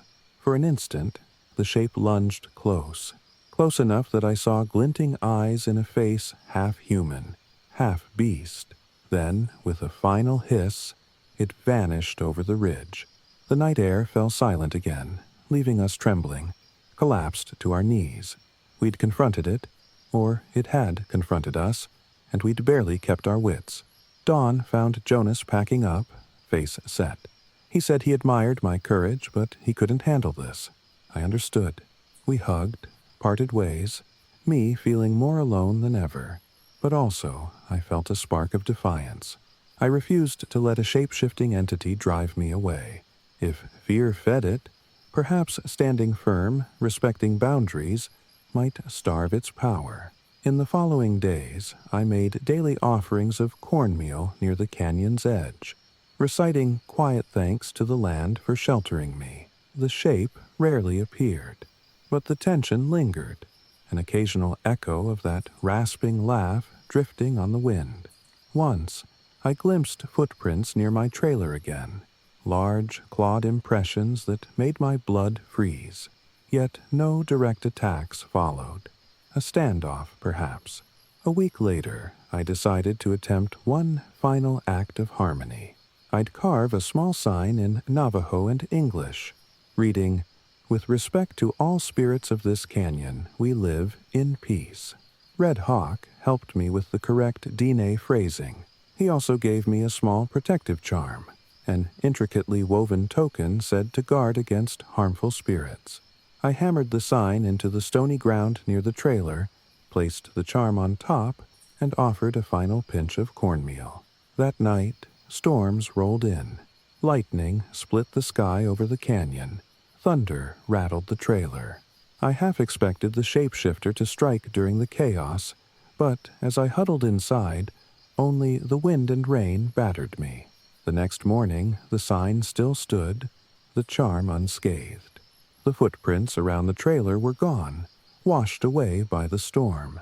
A sense of calm permeated the air. Over time, the oppressive feeling receded. The shape no longer lurked at dusk. Occasionally, I sensed eyes watching from a distant ledge, but there was no hostility. I dared to explore more of the canyon, even stumbling upon more petroglyphs hidden in a side ravine. Each day, I offered my small respect to the land, pausing at the sign to murmur gratitude. My routine took root, hauling water, reinforcing the trailer's roof, planting a few cacti and desert-friendly plants. The shape, or entity, seemed content to let me be, as if I'd passed its test. Now, months later, I remain. The canyon's harsh beauty has become my anchor. The extremes of the day's heat and the night's cold remind me of nature's power, and the old watchers who guard these cliffs. I keep the protective charm near my door, a quiet reminder of the confrontation that nearly broke my nerve. Some nights, the wind still howls with an echo of that rasping laugh, but it feels distant, almost playful rather than menacing. Perhaps the shapeshifter roams freely, content we've reached a truce. Jonas occasionally messages me, half joking he'll only visit if I can guarantee no demonic coyote man will leap from the shadows. I tell him it's safe enough now, but I suspect he'll stay away. Red Hawk stops by occasionally, bringing a few supplies or inviting me to cultural events on the reservation. I might go, bridging that gap further. He says the canyon accepted me, that the Watchers sense my respect. I believe him. I don't claim to fully understand what lurks among these rocks. Maybe it's a Yi Naldlushi, maybe a trickster spirit, or a figment of local myth made real by centuries of belief.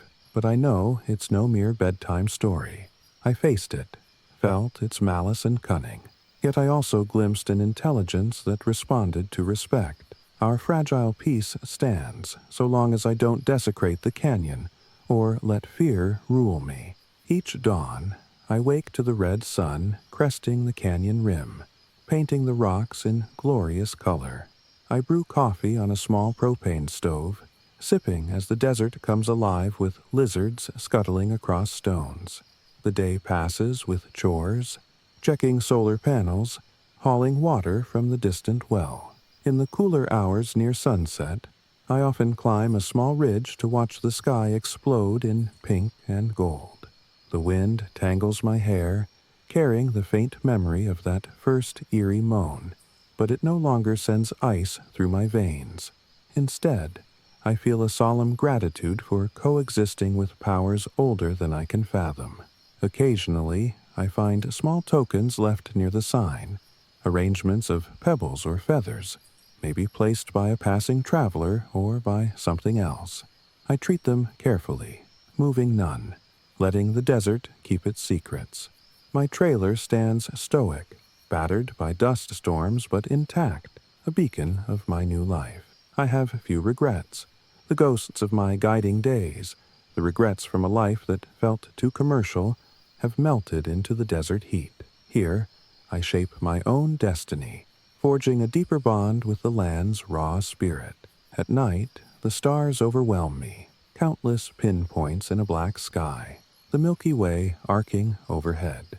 I sit outside, sometimes drifting into a half-trance, letting the cosmic vastness cradle me. The desert hush is absolute, except for the faint sigh of wind. I recall the shape that once prowled outside, the elongated figure with gleaming eyes. A tremor of fear tries to surface, but I breathe through it, trusting that I've shown sincerity. The Watchers, or the Shapeshifter, or the Spirit, whatever name we give it, has accepted me as a neighbor, no longer an intruder. I do remain cautious. If I roam too far, I carry a small charm Red Hawk gave me, and I always announce my presence with a calm voice, scattering a bit of cornmeal. Some might call it superstition, but I call it respect. The canyon's not a theme park. It's a living tapestry of myth and geologic time, a place where old forces hold sway. By acknowledging that, I've found a measure of peace. I plan to stay indefinitely. The harsh conditions have taught me resilience, mending solar cables after dust storms, patching the trailer's leaks with salvaged tarps. I might eventually upgrade to a more permanent cabin, but not too big. I want to keep this place's essence. Minimal intrusion, maximum harmony. Perhaps I'll lead small, private tours for travelers who truly appreciate nature's sacred hush, who want to tread lightly. That's far down the line. For now, I relish the solitude and the daily rhythms of desert living. Sometimes I write in a journal about that night Jonas and I faced the shapeshifter, how the desert air crackled with ancient tension, how the shape hissed with an intelligence that seemed half human, half animal. I wonder if it was testing our resolve or playing with us, possibly both. My pen shakes a bit, recalling the terror, but I always end the entry with relief that no harm came to us beyond fear. That, in itself, is a gift, maybe a sign that respect can bridge even the most inscrutable divides. Now, as twilight settles across the canyon, I stand on a rocky ledge near the trailer, watching the sky melt into stripes of violet and orange. The wind picks up, tugging at my shirt. I close my eyes, listening. Sometimes, faintly, I sense a presence, like I'm not alone. But it feels more protective than hostile now, as if the watchers keep an eye on me from the ridges above, satisfied I'm not here to defile or disturb. I whisper a quiet greeting to the spirit, half smiling at the memory of my old fear. This is home, a place both daunting and majestic, haunted by legends but open to those who approach with humility. My life's simpler here, stripped of city stress and guided tours. Each dawn, I'm reminded that the land is vast, my troubles small, and each dusk, I know that while darkness can hold terrors, it can also cradle truths older than humankind. The canyon taught me that, taught me to let go of illusions of control, to find a precarious dance of trust with forces I can't fully explain. In the end, that's the essence of off-grid living in a canyon rumored to harbor shapeshifters. You learn to share space with the unknown, to meet it halfway with respect rather than fear. My days are filled with practical tasks, my nights with silent wonder. And though the shape might still roam the ridges, it's become part of the landscape's heartbeat, just as I have. I remain watchful, but not paralyzed by anxiety. Tonight, the sky glows with a half moon, the canyon shadows deepening in the corners. I stand outside, arms folded, letting the chill nudge me back toward the trailer. Before I go in, I cast one last glance at the cliffs, a flicker of movement, or maybe just the wind stirring brush. My throat tightens briefly, but then I exhale slowly, calm. If it's you, watchers, I greet you. Thank you for letting me stay. I slip inside, latch the door, the desert quiet enveloping me once more. A gentle acceptance fills my chest. Tomorrow, I'll check the orchard I started. Sage plants, hardy desert vegetables. I'll hike to the wash, see if I can spot more petroglyphs. And if the shapeshifter, or Yi Naldlushi, roams nearby, it can watch from a distance, unthreatened. Our uneasy peace stands, woven by mutual respect for a canyon older than both of us, and strong enough to hold every story, both human and spirit, that's ever walked these lonely sands. That's how it is at 3,000 words in, a life that's simultaneously quieter and more charged with meaning than I ever found in my old existence. I'm Sierra Brooks, a woman who found her place in the canyon's hush, learning that sometimes the land's watchers aren't just legends. They're guardians that challenge us to live humbly or leave. I chose to stay, and in that choice, I discovered the canyon's secret resonance, an ancient hush that can cradle even the fiercest shapeshifter, the most haunted traveler, or a weary guide seeking a new path under the endless desert stars.